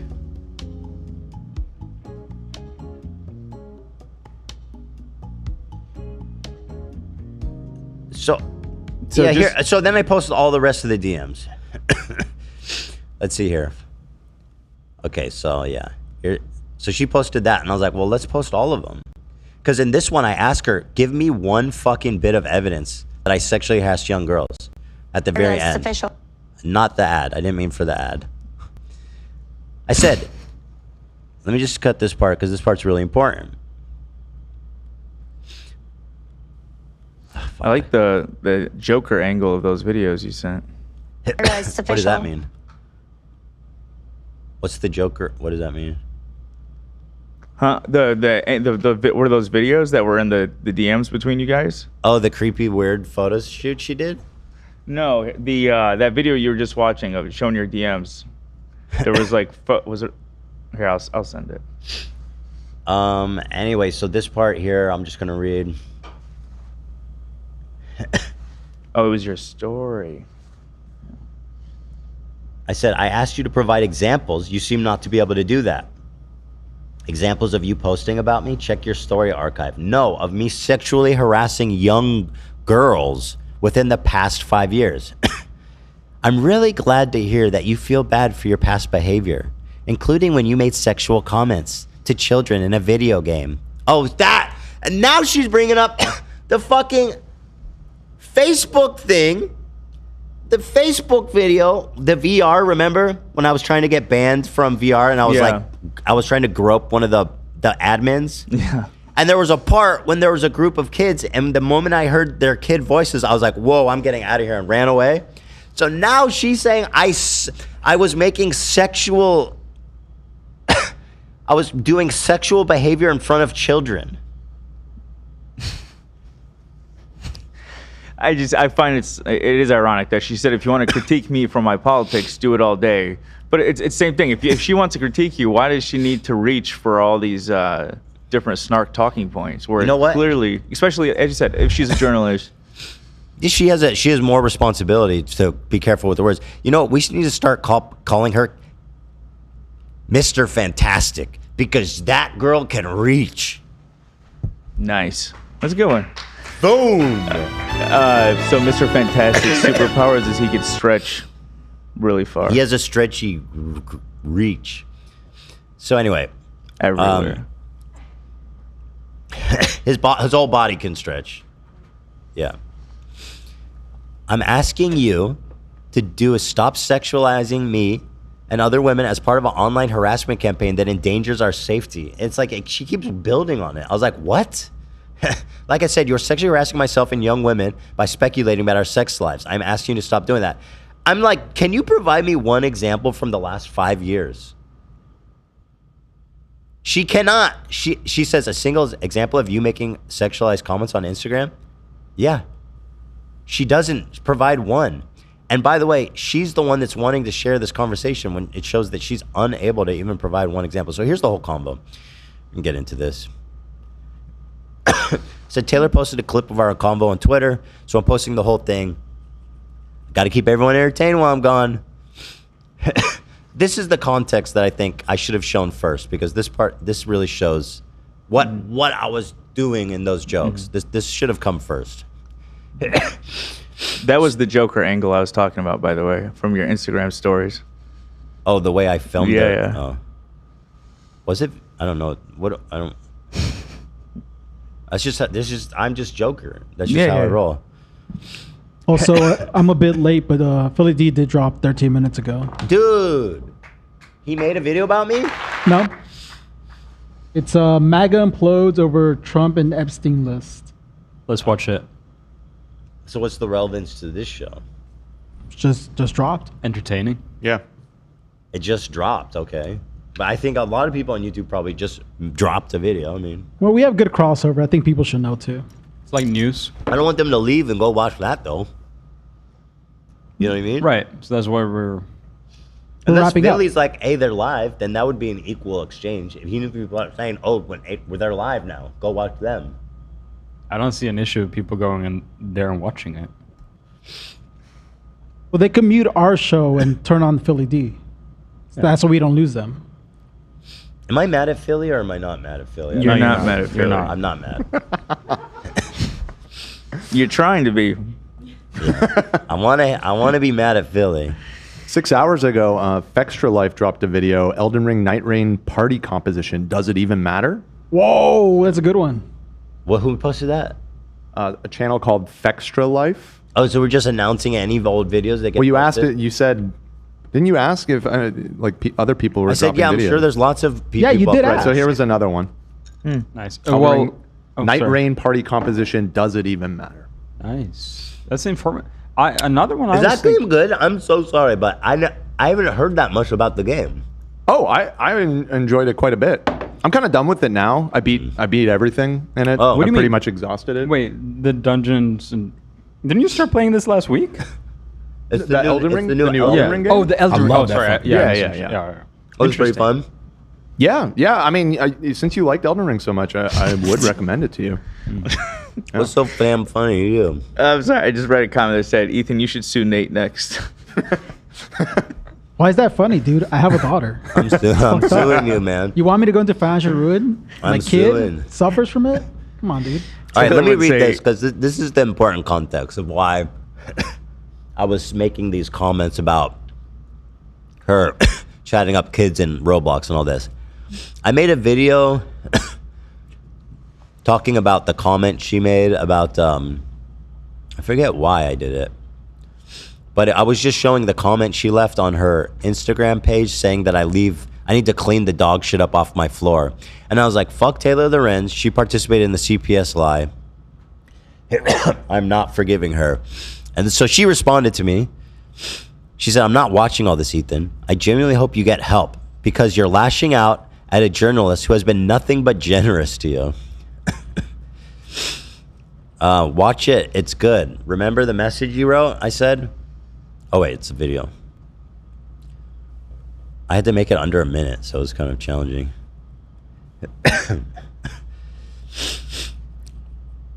Dude, what is going on with you?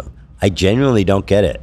Me talking about speech rights has nothing to do with you. And again, I'd happily defend your free speech rights anytime they were under attack. You're a true patriot, Taylor. Thanks for safeguarding our freedoms. And then she put out a tweet. So there's so much context. She tweeted out, Ethan and Hila begged me for help. Next time they come crawling to me begging for help with Reddit and CPS stuff, I'm not going to help them. And so I was like, really? We begged you? Oh, there's so much fucking... It's such a messy conversation. Do we have these videos that I posted? We do not. It's not a big deal. Or the tweet she did about us begging her for help? Let me see. We were all on vacation, guys. You know? God damn.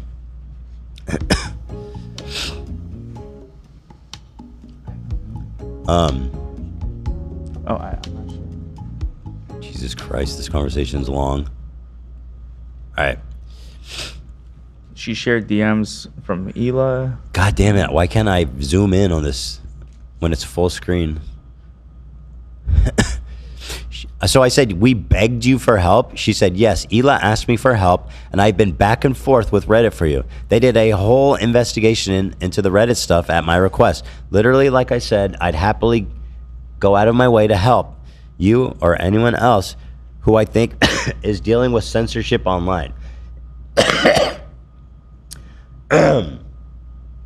May nobody ever write such disgusting, soulless, heinous things about your children someday, as I'm sure you'll have as little empathy for them as I do for you now. But you got that Hassan retweet, so who knows, maybe you'll get a chance after all. I have zero stake in the drama between you and Hassan. I'm sorry that I believe an online rumor about your dog, genuinely. You believed an online rumor about my dog? This was about my... Again, she's doing it. You're talking about my kids eating dog shit.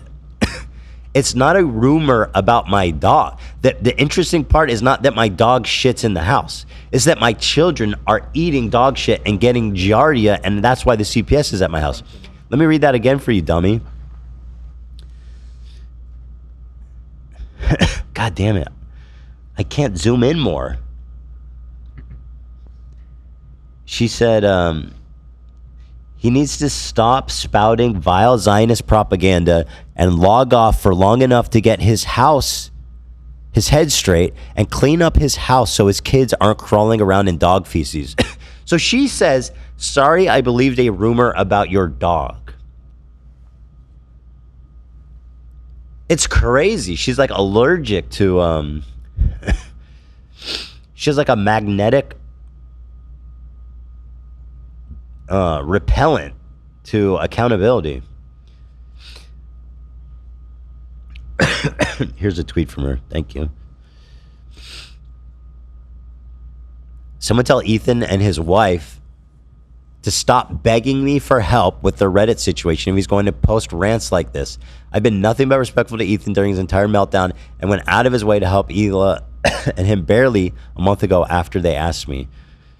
Oh yeah, I got mad because I said Taylor Lorenz begins the sweeping process. She is without a doubt the biggest hack loser in journalism. I say this in quotes because any reputable org wouldn't hire her for free after an insane laying scandal. What a terrible and talentless person. She said Taylor Hassan got banned for 24 hours for covering the shooter's manifesto. Yet another example of social media censorship of newsworthy information, which was so dumb because you guys know what Hassan does on his stream. Thank you. Oh, this is the same one. Oh, here's the videos. Nice. Lorenz, I am so this is the video that started this whole thing, and I'm doing a little out of order just because I'm trying to piece it together. So glad that you brought this up. You know, I know you have a problem. I said, this is the comment, I don't know if you guys remember, but it was so heinous and offensive that I had to go through a few people, including Tom and a few other people that I know that know her, to find out if this account was really her, because I wanted to make sure before I talked about it, because almost unbelievably gross. He needs to log off. Every influencer has a snark page, and if he wants it taken down, he needs to go through legal channels, not publicly bait them. Normally, I would have sympathy, but Ethan has spent the past year absolutely terrorizing and stalking anyone, even stalking anyone. And he's obsessed with his son while spouting vile Zionistic propaganda. He needs to log off for a long time and get his head straight and clean up his house so his kids aren't crawling around in dog shit. Remember, she characterized that as, sorry, I believed a rumor about your dog. Like, oh my God. So anyway. I'm telling the truth. You were fired and disgraced from your previous job at the Washington Post for lying. Very embarrassing, by the way. I'm not surprised you haven't been able to find a job since then. And frankly, I don't think you have much hope, especially after this. But let's see. The reason that we ever got in touch is because Taylor Lorenz 3.0, she has a snark meme page that posted such an obscenely mean, psychotic message about me. We had to actually check with people that knew her firsthand to see if it was actually her that left the message. Let me read it to you. This was on a I post just said about all that. Me stalking anyone obsessed with his house so his kids aren't crawling around in dog feces. Here's the best part, guys. This was after CPS was called. Oh yeah, I forgot that. Can you imagine that, right, guys? And then when she finds out that we're trying to figure out if it was her or not, she gets in touch with Hila through a fan and pretty much begs to help us. She goes, oh, I'm so sorry about the CPS comment. You know, I didn't mean it. Let me help you with Reddit. I know people there. Okay, sure. She reached out to Reddit. It amounts to nothing. And we talked, I don't know, we talked for like a day once, and she tried to we've been begging you for help. Are you actually fucking out of your mind? Yeah, so she says, oh, you were begging me for help. What happened was she heard from other people that we saw this post, and she messaged Hila in a panic, being like, I'm so sorry, can I help you with this? And we're like, sure. And then she has the balls to say we were begging her. We have receipts of it all. Oh wait.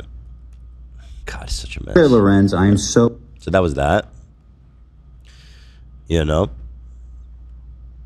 Is this the video? No. Here it is. Is this the video? No. Did I close the video?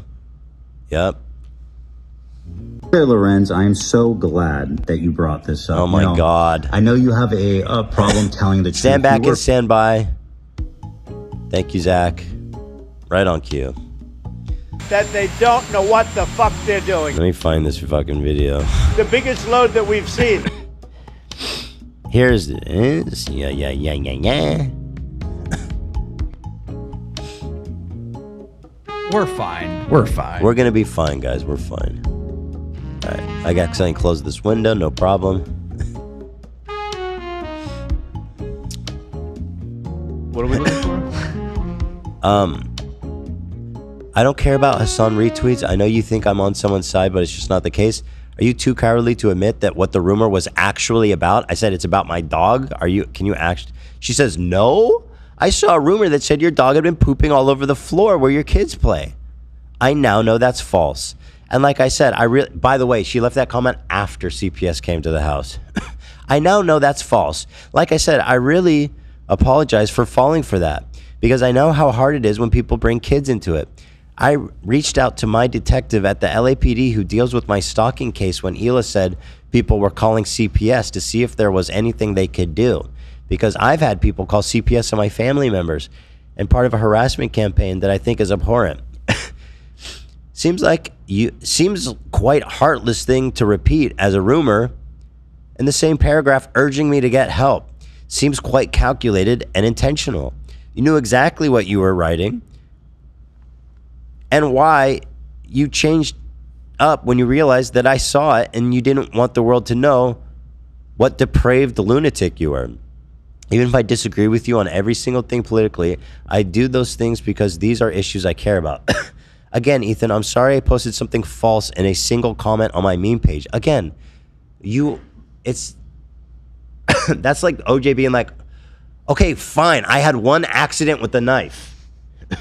I literally had one tiny accident with a knife. Only. Michael Jackson being like, okay, fine, like, I had a kid stay over my house a little too long one time. You know what I mean? But also, why do you have a meme page? You're a journalist. That's fucking pathetic and weird. Why does Taylor Lorenz have a meme page? Taylor, I have plenty of sources. I really don't need help from an out-of-work hack 2-bit journalist. Which you offered, by the way. You said I begged. Are you sure about that? The minute someone said it was false, I have gone out of my way to help you and your family. Again, this was after CPS call. This was after I had already talked about it. If you don't need my help, then that's fine. Did I beg you for help? You did ask me for help, and I did spend hours of my time trying to help because I was willing to give you benefit of the doubt. Taylor, did me or Hila beg you for help? Did we even ask you for help, or did you offer to help? Forced to be honest, she says, I offered to help, which I am happy to do because I care about these issues. Okay, so she lied. She said we were begging her for help. Now she admits, okay, fine, I offered for help. But it's just because I care about Snark so much, despite retweeting Bandit Banana. And by the way, Ethan's attic. Most of y'all probably have seen this psychopath popping up here and there. This guy's Ethan's attic. She's retweeting him. And Hila messaged me repeatedly asking for help. We literally just asked for a follow-up like 3 days after because she never followed up with us. Are you sure Hila even asked you for help ever? Or did you offer? Again, I have no ill will. Literally none. But after spending hours helping you, it's confusing why you're lashing out. I offered and she asked. Which is it? You said we begged you for help. I offered, she asked. Which came first? Ma'am, honesty is an important aspect of being a journalist. She never asked you for help. She literally asked if I follow up with Reddit. Again, she cannot tell the truth. And she, by the way, was planning to leak this, which is why she's talking so cryptically, right? She's so desperate to make her look like the good guy, victim. Your offer to help was not sincere. It was made out of self-preservation, and we all knew that. By the way, she panicked and messaged Hila. That's her ask. What happened? She posted Hila's DM.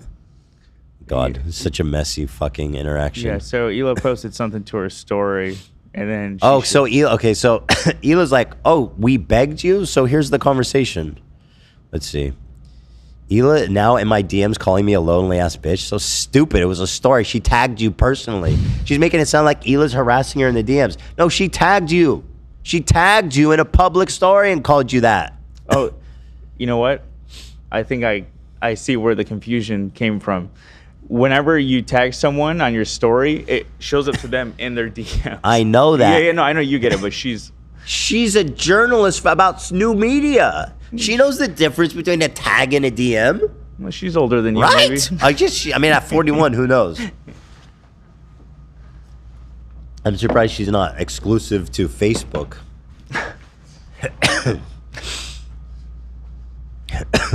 So wait, what is this? What's the context here? That's her. This is her response, right? Mm-hmm. So where's Hila's DM? It's previous. Hila's now in the DMs calling me a lonely ass. And then now we need Hila's DM. Now squint your eyes. But I feel like that comes later. Turn your head sideways. I'm not gonna do that.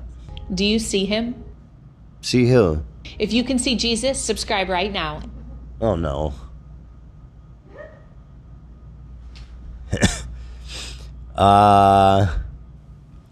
She says this is when the concern trolling starts, and it really, really is disgusting.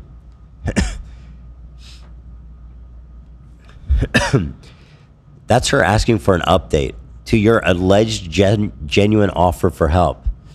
It is genuine, and even as you attack me today, I'd help you. If you were being censored online, but when you lash out over comments that are completely unrelated to you, it's really disturbing. I hope you find peace and realize that not everyone is against you, and not everyone is involved in some plot to take you down. I mean that, Ethan. I was like, wow, dude. Thank you, Taylor. I really appreciate your genuine concern for my health and well-being. And then I posted this message again. Ethan needs to stop spouting Zionist propaganda and clean up his house so his kids stop eating dog shit. I'm sorry you disagree with Hassan on so many things. It has nothing to do with me. But lashing out at me because I'm talking about speech rights is so silly. I am concerned, man. There are so many people who are genuinely not against you in any way, and you seem not to realize that.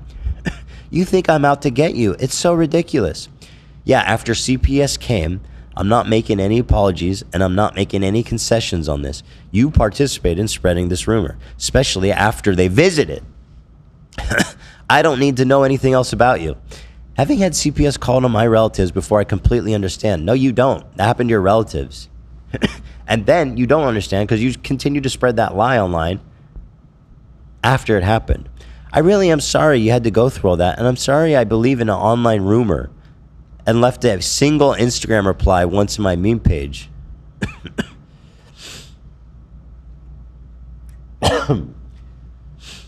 But I hope you Charles Manson's like, okay, fine. I went to a party I wasn't invited to one time.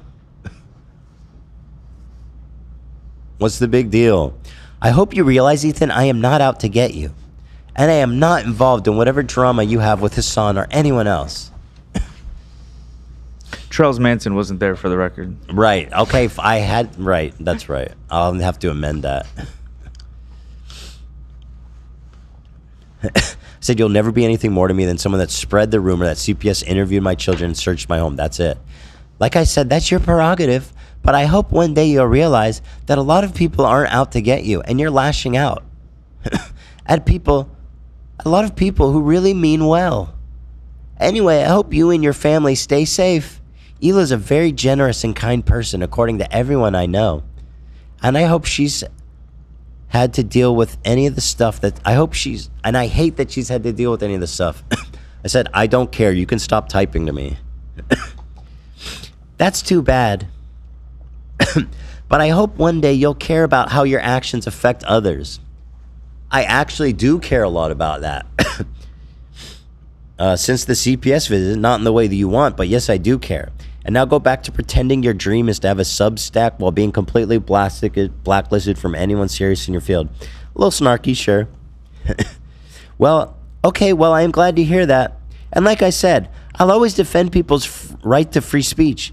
I'm sorry you took that personally. If you ever do get some distance and realize I am not out to get you, feel free to reach out anytime.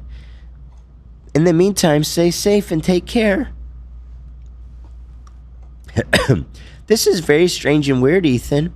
You're lashing out and spouting nonsense because you're hurting. She's turning into Michael Jackson. I've continued to be kind and generous to you. You should ask yourself why you respond with such vitriol when someone's showing you kindness. What? I can tell you're hurting. But please know that I am not the enemy here. Ma'am, enjoy your evening. Cheers. Sent the message again. Clearly trying to fucking not talk to her anymore. Cheers, Ethan, and take care of yourself, and hope you get to log off and spend time with your family. It's like, oh my God. Such an obnoxious loser. Then this happened a few days later when people were showing evidence that she was participating in H3 snark. So I was like, hold the phone. After all that grandstanding, you're participating with H3 snark.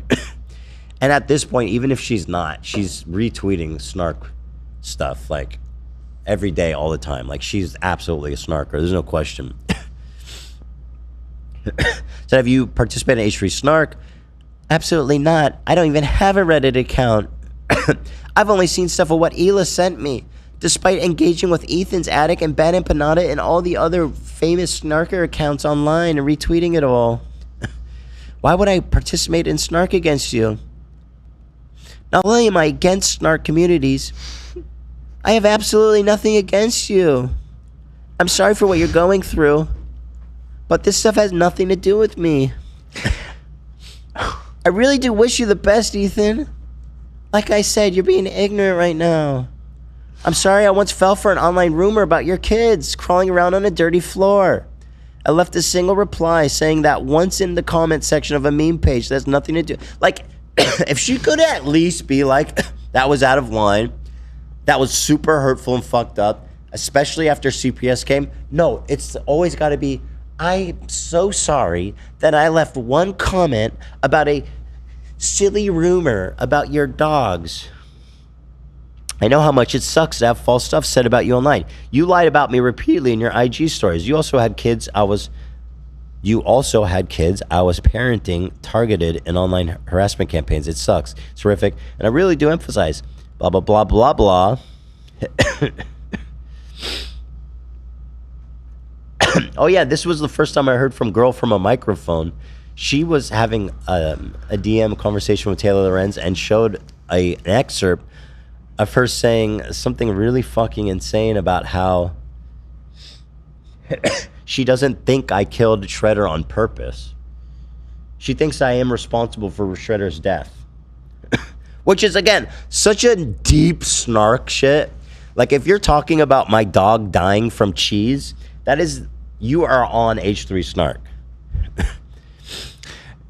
I was always, sad, loved Shredder, and, I always felt for you, obviously. But after having Rocky completely changes, like, yeah. It's your baby. Yeah. Shredder was my soul dog. He was my perfect little boy. And he was, and that's... These people, they want to hurt me. They want to say the thing that they know will hurt me the most. One of the main moderators and people that she's interacting with is named Shredder Cheese. By the way, she's retweeting Bad Empanada. You know what his new Twitter account is? Because he's always getting bad. Mm-hmm. Bad Empanada CPS. She's retweeting that account. And then in the same breath telling me that I don't support snark. Maybe is that a code or something? I mean, never mind. Anyways, yes, it stands for Child Protective Service. Yeah, I know. Well, that's just another meme. Now they all put CPS in their name because they think it's funny. He got banned on Instagram again. That's fly. That's normal shit for him, right? I mean, he just makes accounts. But Taylor Lorenz, Apparently, serious journalist is repeating bad empanada CPS. So then after all this happened, she said, she posted Kat's story, My War on Women, and said Ethan is sexually harassing young girls after this whole exchange. And then I said, you need to write me an apology because that's fucking insane. Then she posted this 12-year-old video. I read all this. Let me just go forward.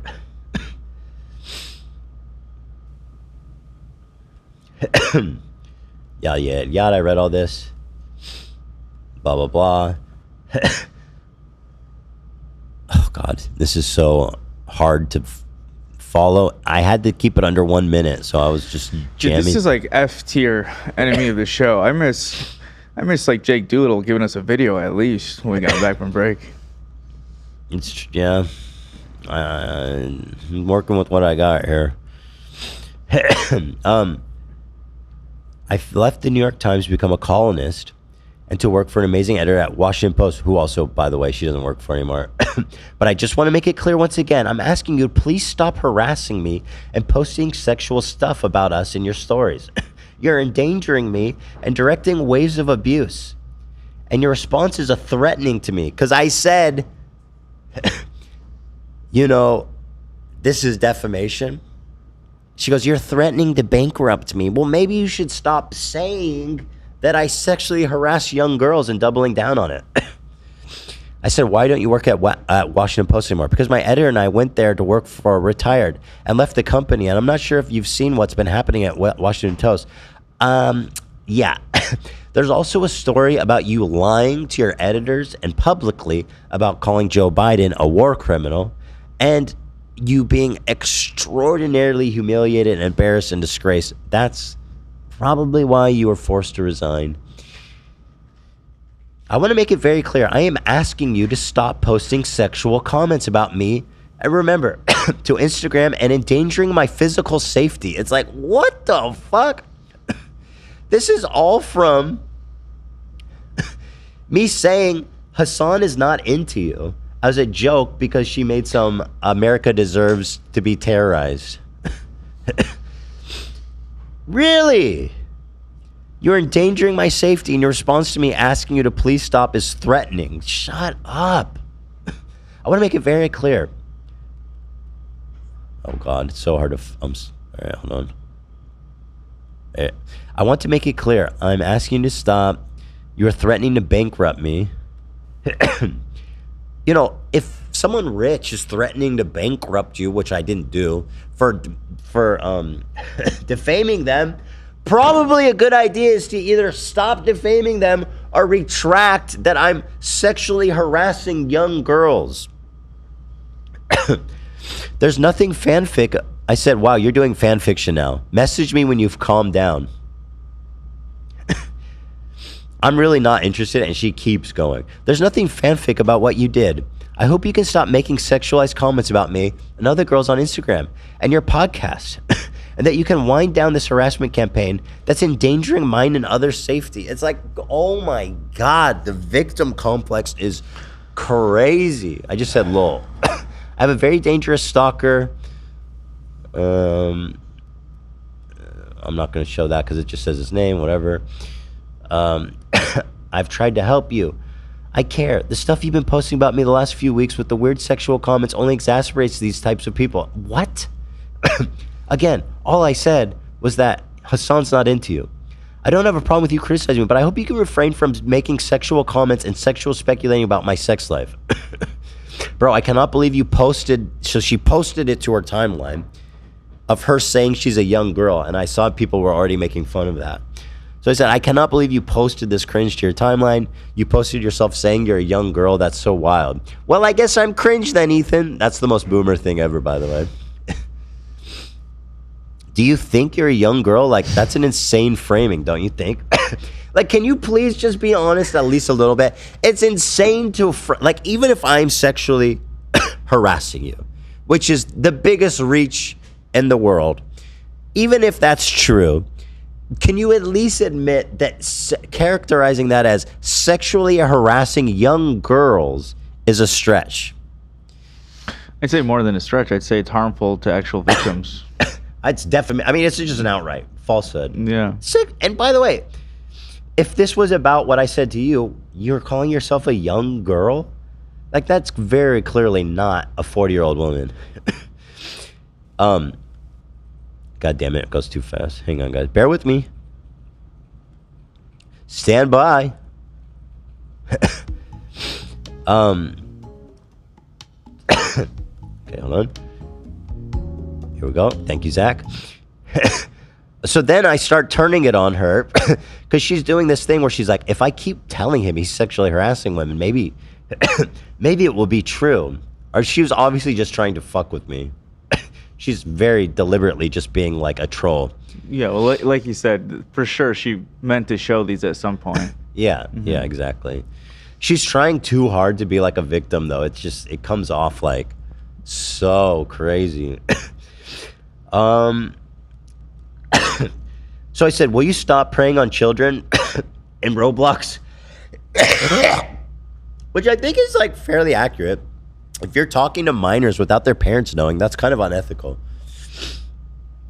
Reporting on young people protesting in Roblox is not preying on young children, Ethan. Really? And me making a dumb joke about you is not sexually harassing young girls. That's so obviously my point. A slew of major news outlets covered the Roblox protests. And yet you never hear about those ones. There's nothing about the story that's predatory in any capacity. Said you were DMing, you were in the DMs of underage kids. Did their parents know, yes or no? She doesn't answer that question. She avoids that question. She said previously, which you can see in that content cop, that she has spoken with kids without their parents knowing. And that she has to convince underage kids to let her into their house. She said that, dude. That's pretty weird. I don't think she's a pedophile. She was talking about influencers, right? Like yeah, like the hype houses, clout houses. Yeah. Just for people who don't have context. Yeah. So like, I don't think she's a pedophile. Yeah. But I think that's pretty weird behavior. And again, if you can accuse me of sexually harassing young girls, I think it's pretty like equally preposterous to accuse you of, maybe even less so. But my point is that this accusation I'm making is preposterous. It's not something I would do. And it's as preposterous as what you're saying, but somehow you understand that. She doesn't see my point, and it's endlessly fascinating. So you were in the DMs of underage girls. Did their parents know, yes or no? Are you accusations against me a projection? It's just talking to her the way she talked to me.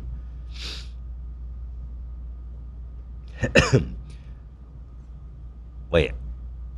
What the hell? Taylor. It goes so slow. Yeah, we're almost done here. Oh my God. Okay. I want to read this because this is like my official, because I knew she was going to share this. So I was like, all right, let's make sure I got a good comment here for posterity. Taylor, God damn it. You moved too fast.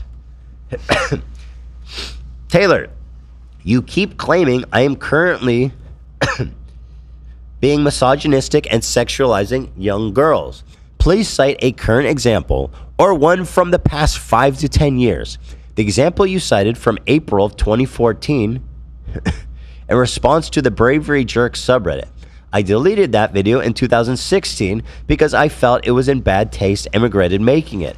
After all, part of maturing as an adult is identifying and addressing poor choices made in the past. The clip you cited was resurrected a year ago on YouTube Drama.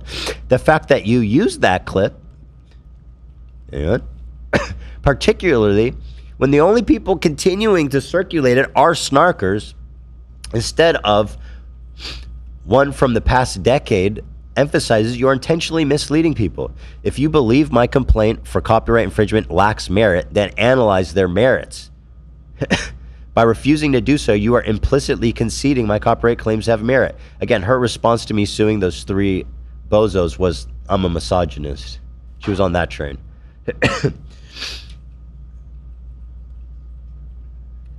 Hang on. Instead of providing your analysis on the merits, you are disseminating fabricated falsehoods that I am misogynistic and a habitual sexual harasser, particularly of young girls.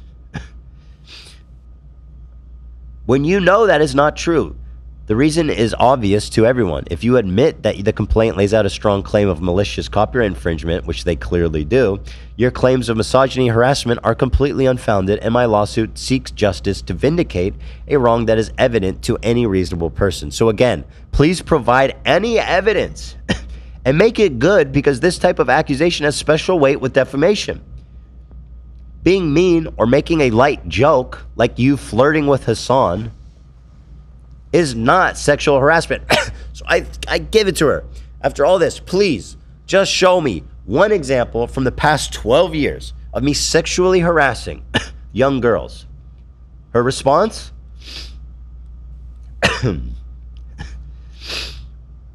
I think you're weaponizing claims of copyright infringement to intentionally terrorize young women creators who have been harassed for months. Okay, why? Just because they're women? I think that's pretty awful behavior. So that's why I'm sexually... So my lawsuits is proof that I'm sexually harassing young girls? I also think it's hypocritical to consider you said on tape that anyone could use your videos and you wouldn't sue them. Oh my God, that's another snarker talking point.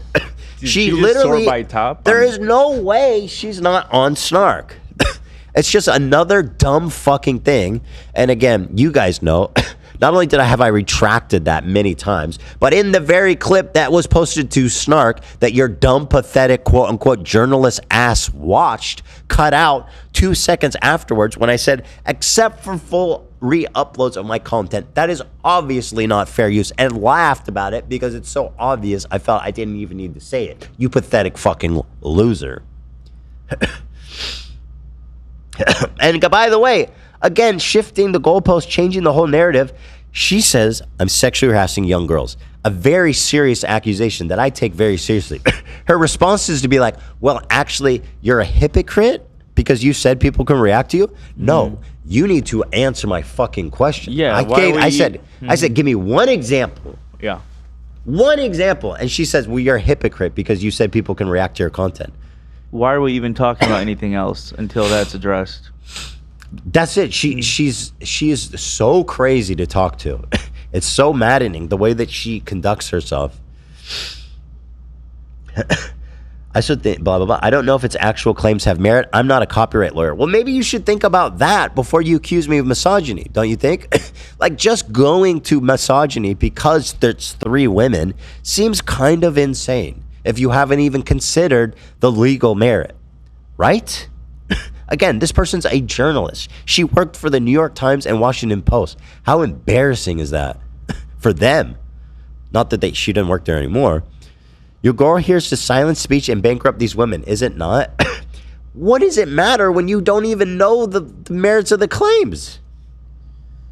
Like, why your continued comments about women are misogynistic. You continue to make sexualized comments about me and other women. You're facilitating an ongoing aggressive harassment campaign towards all of us, is endangering our physical safety. Like, it's not enough to say I'm sexually harassing young girls. Now I'm endangering their safety. Please stop commenting. How? Like, please stop commenting on my sexuality and my sex life. Now it's expanding. I'm talking about her sexuality. Never talk. Like, how big is this fucking... But when it comes to CPS in your family, it's my bad. So sorry I believed a I believed the rumor about your dog. I saw a tweet. Your continued comments about women is misogynistic. Please stop commenting on my sexuality and sex life by speculating on who I want to sleep with. Like, oh my God. It's gross, and yes, it's harassment. Excuse me. I asked you to provide me an example. You seem not to be able to do that. And once again, floundering examples of you posting about me. Don't ask me questions. Show me a fucking example of the numerous times I've sexually harassed young girls. That's why I was like, Cat got your tongue? I said, no, of me sexually harassing young women within the past 5 years. And then she says she's trying to interpret that as an admission. She goes, I'm really glad to hear that you feel bad for your past behavior, including when you made sexual comments to children in a video game. Now she's bringing up the Facebook fucking meta video. You guys remember that? The meta video. I wonder where she found that. Oh, yeah. This all Snark Greatest Hits. It's all Snark Greatest Hits, and she has the hoots, but it's in here. And I'm so sorry to use the Yiddish word. I know that's probably triggering to you. Did we talk? We didn't get into all that yet. I'm asking you to... Now, she's kind of accusing me of being a little pedo here. A little bit here. You know? But the thing is... The way that I'm accusing her is like obviously a parody of the way that she's interrogating me and trying to highlight the absurdity of her accusations. Like if I'm a sexually harassing girls, then you're a child predator. It's the same logic. I don't believe she's a child predator or anything like that. Mm-hmm. And just the same way that I know she doesn't believe that I'm sexually harassing young girls. Mm-hmm. What I'm asking you to do is stop making sexualized comments about me and other women as part of online harassment campaigns that endangers our safety. I said, Lol, what? Like I said, you are sexually harassing myself and other women by speculating about our sex lives. Again, one joke about Hassan's not into you.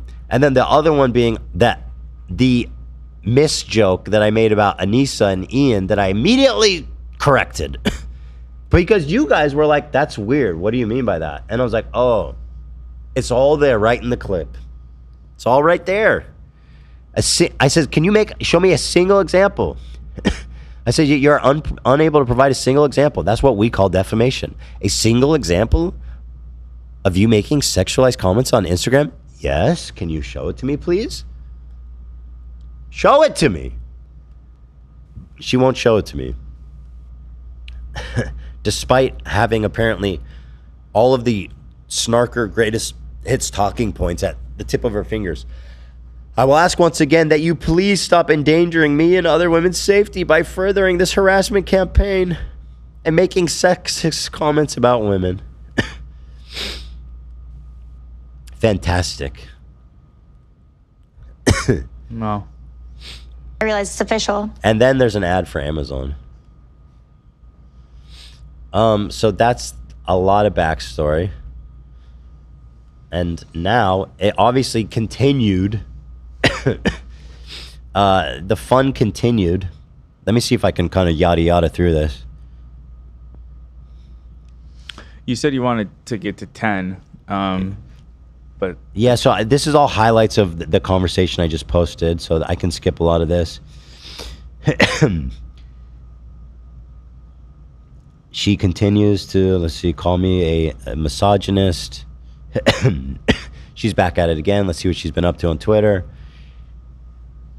Ethan Klein doesn't deserve my apology. Cat Tenbard writes, he wants me to feel bad for calling out misogyny. I don't. I want you to feel bad for lying about it. So pathetic.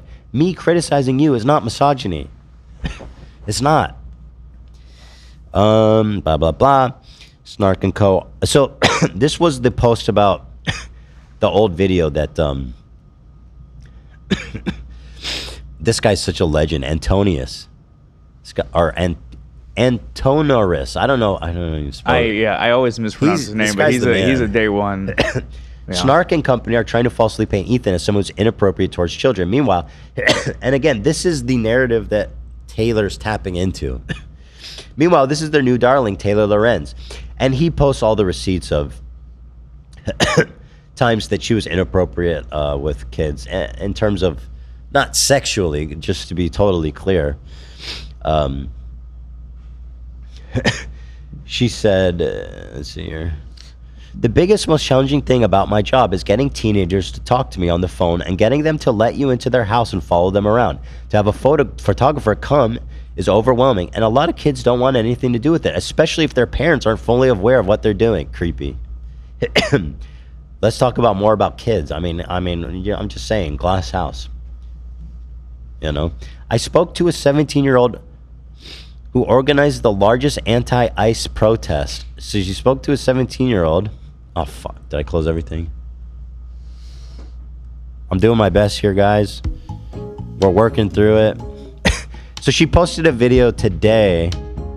Okay, we're almost done. This is the last part. And actually, I haven't watched this yet. We're fine. Thank you, Kim. Kim says we're fine. Just like my message to Ethan Klein fans. And against it, she's doing this as a quote tweet to Ethan's attic. You guys know that this is like an insane, obsessed snarker account.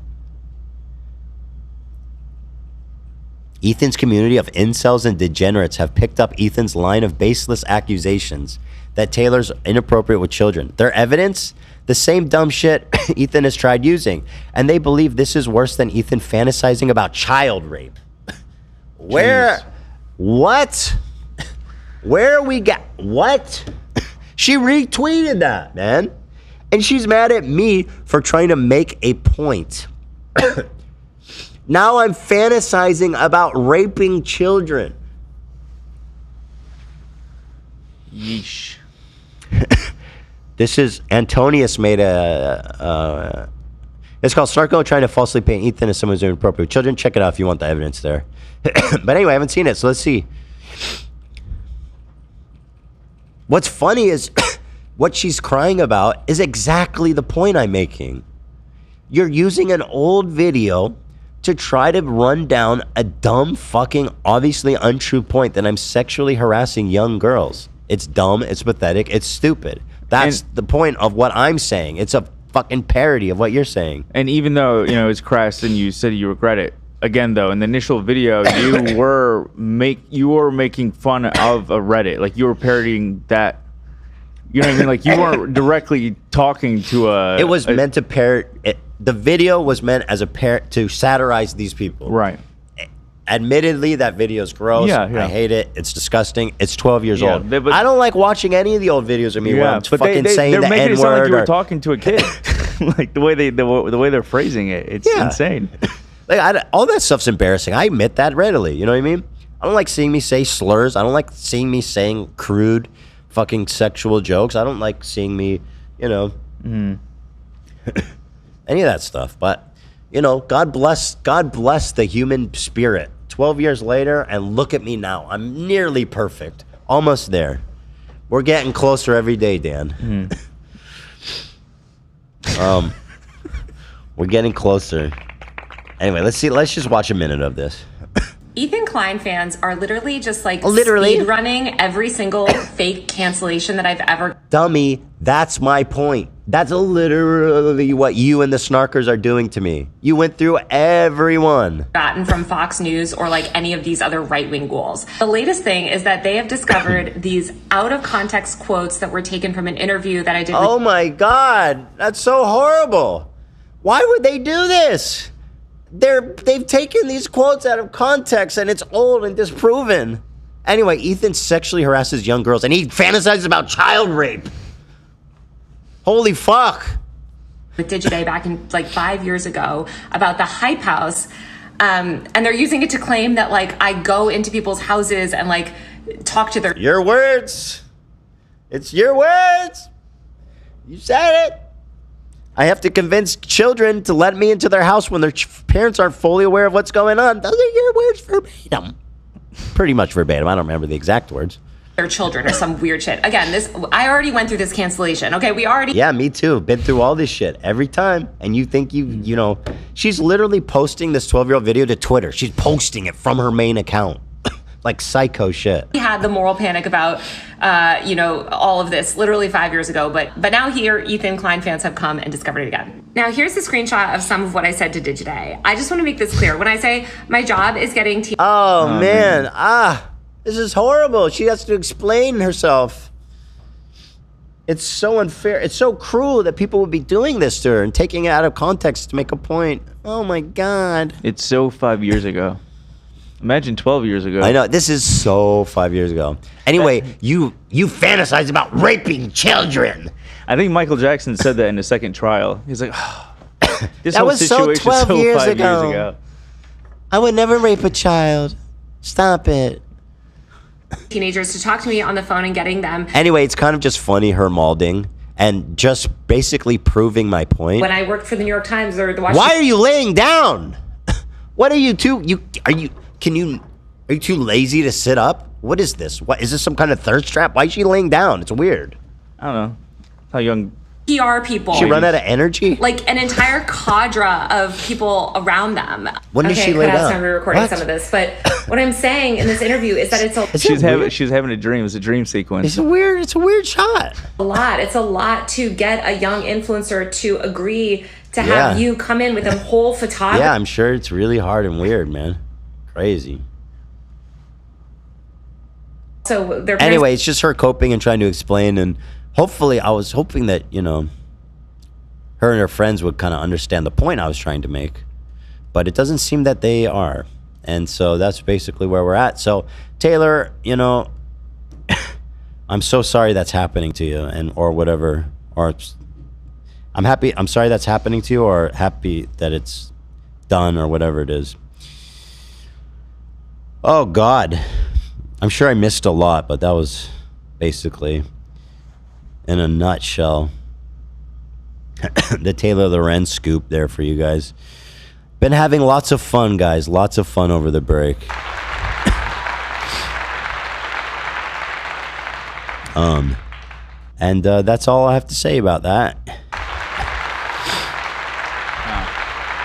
I know it wouldn't happen, but part of me was like, man, I hope Jake Doolittle comes out of hiding during break. Just a little He throwback. did make a cameo in something. Yeah, so someone found he called into YMH or something like years ago and tried to get a free mattress. Yeah. Where is that? It's number 3 in Goofs and Gaps. Yeah, speaking of Jake Doolittle, he did He's everywhere. Rear his head. Jake. Mommy's watching. What was that? Oh, he's joking? Hi, Hitler. I'm Jake Doolittle. I'm 19 years old. I've been watching the show since I was 16. I've been dealing with Lyme disease since I was 3. During the treatment process, I lost the ability to hold in my urine for about 3 years. So my piss spot was my mattress. After COVID, I'm getting a double meniscus I generally strain. can't tell if he's kidding or not, because he's made so many pretty It's wild all fucking claims. blur. Yeah. It's plain. I also saw that Sapa has an adjustable base, so maybe with that I wouldn't look like such a talk when I'm getting out of bed. I interned as a photographer at SNL. I've taken photos of Christina's favorite These are all Billie true. Eilish, and I work with some of the biggest TikTokers in the world. I put all this shit on my LinkedIn, and I don't have much funds. If you guys sent me a mattress, I'd like that. Wow. Very good. Great video. Did he get Great one? job. Did he get a mattress? I don't know. Maybe because he didn't make a video about Tom and Christina, so. Yeah. Well, okay. I hope you got that Probably mattress. threatened him in the DMs. Where's Doolittle? Is he posting? Ethan, that's not how I'm that just looking. works. I'm not going to watch anything. I'm just genuinely curious. H3 is being a little bitch again. That's good. Shut up. Jake Duty. Oops. Jake Duty Little. Got him. Fucking wrecked. Oh, he hasn't posted in 3 months. Fuck. Ahead of his time. This man's going to have to get a job, like, for real. It's getting to that point. Anyway, that's all I have to say. So that's the Taylor Lorenz thing. Thanks for sticking through that. There's a lot of backstory there. Mm-hmm. And there it is.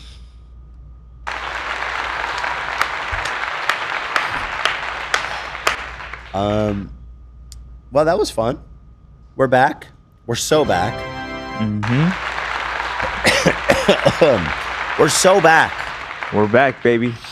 Thanks everyone for watching. Thank you to our members. Thank you with peace and love. Appreciate that. Tomorrow's Tuesday, which means no show, but we'll be back with smiles on our faces for Wednesday. So guys, have a beautiful, blessed evening, and we'll see you then. This is Ethan Klein signing out.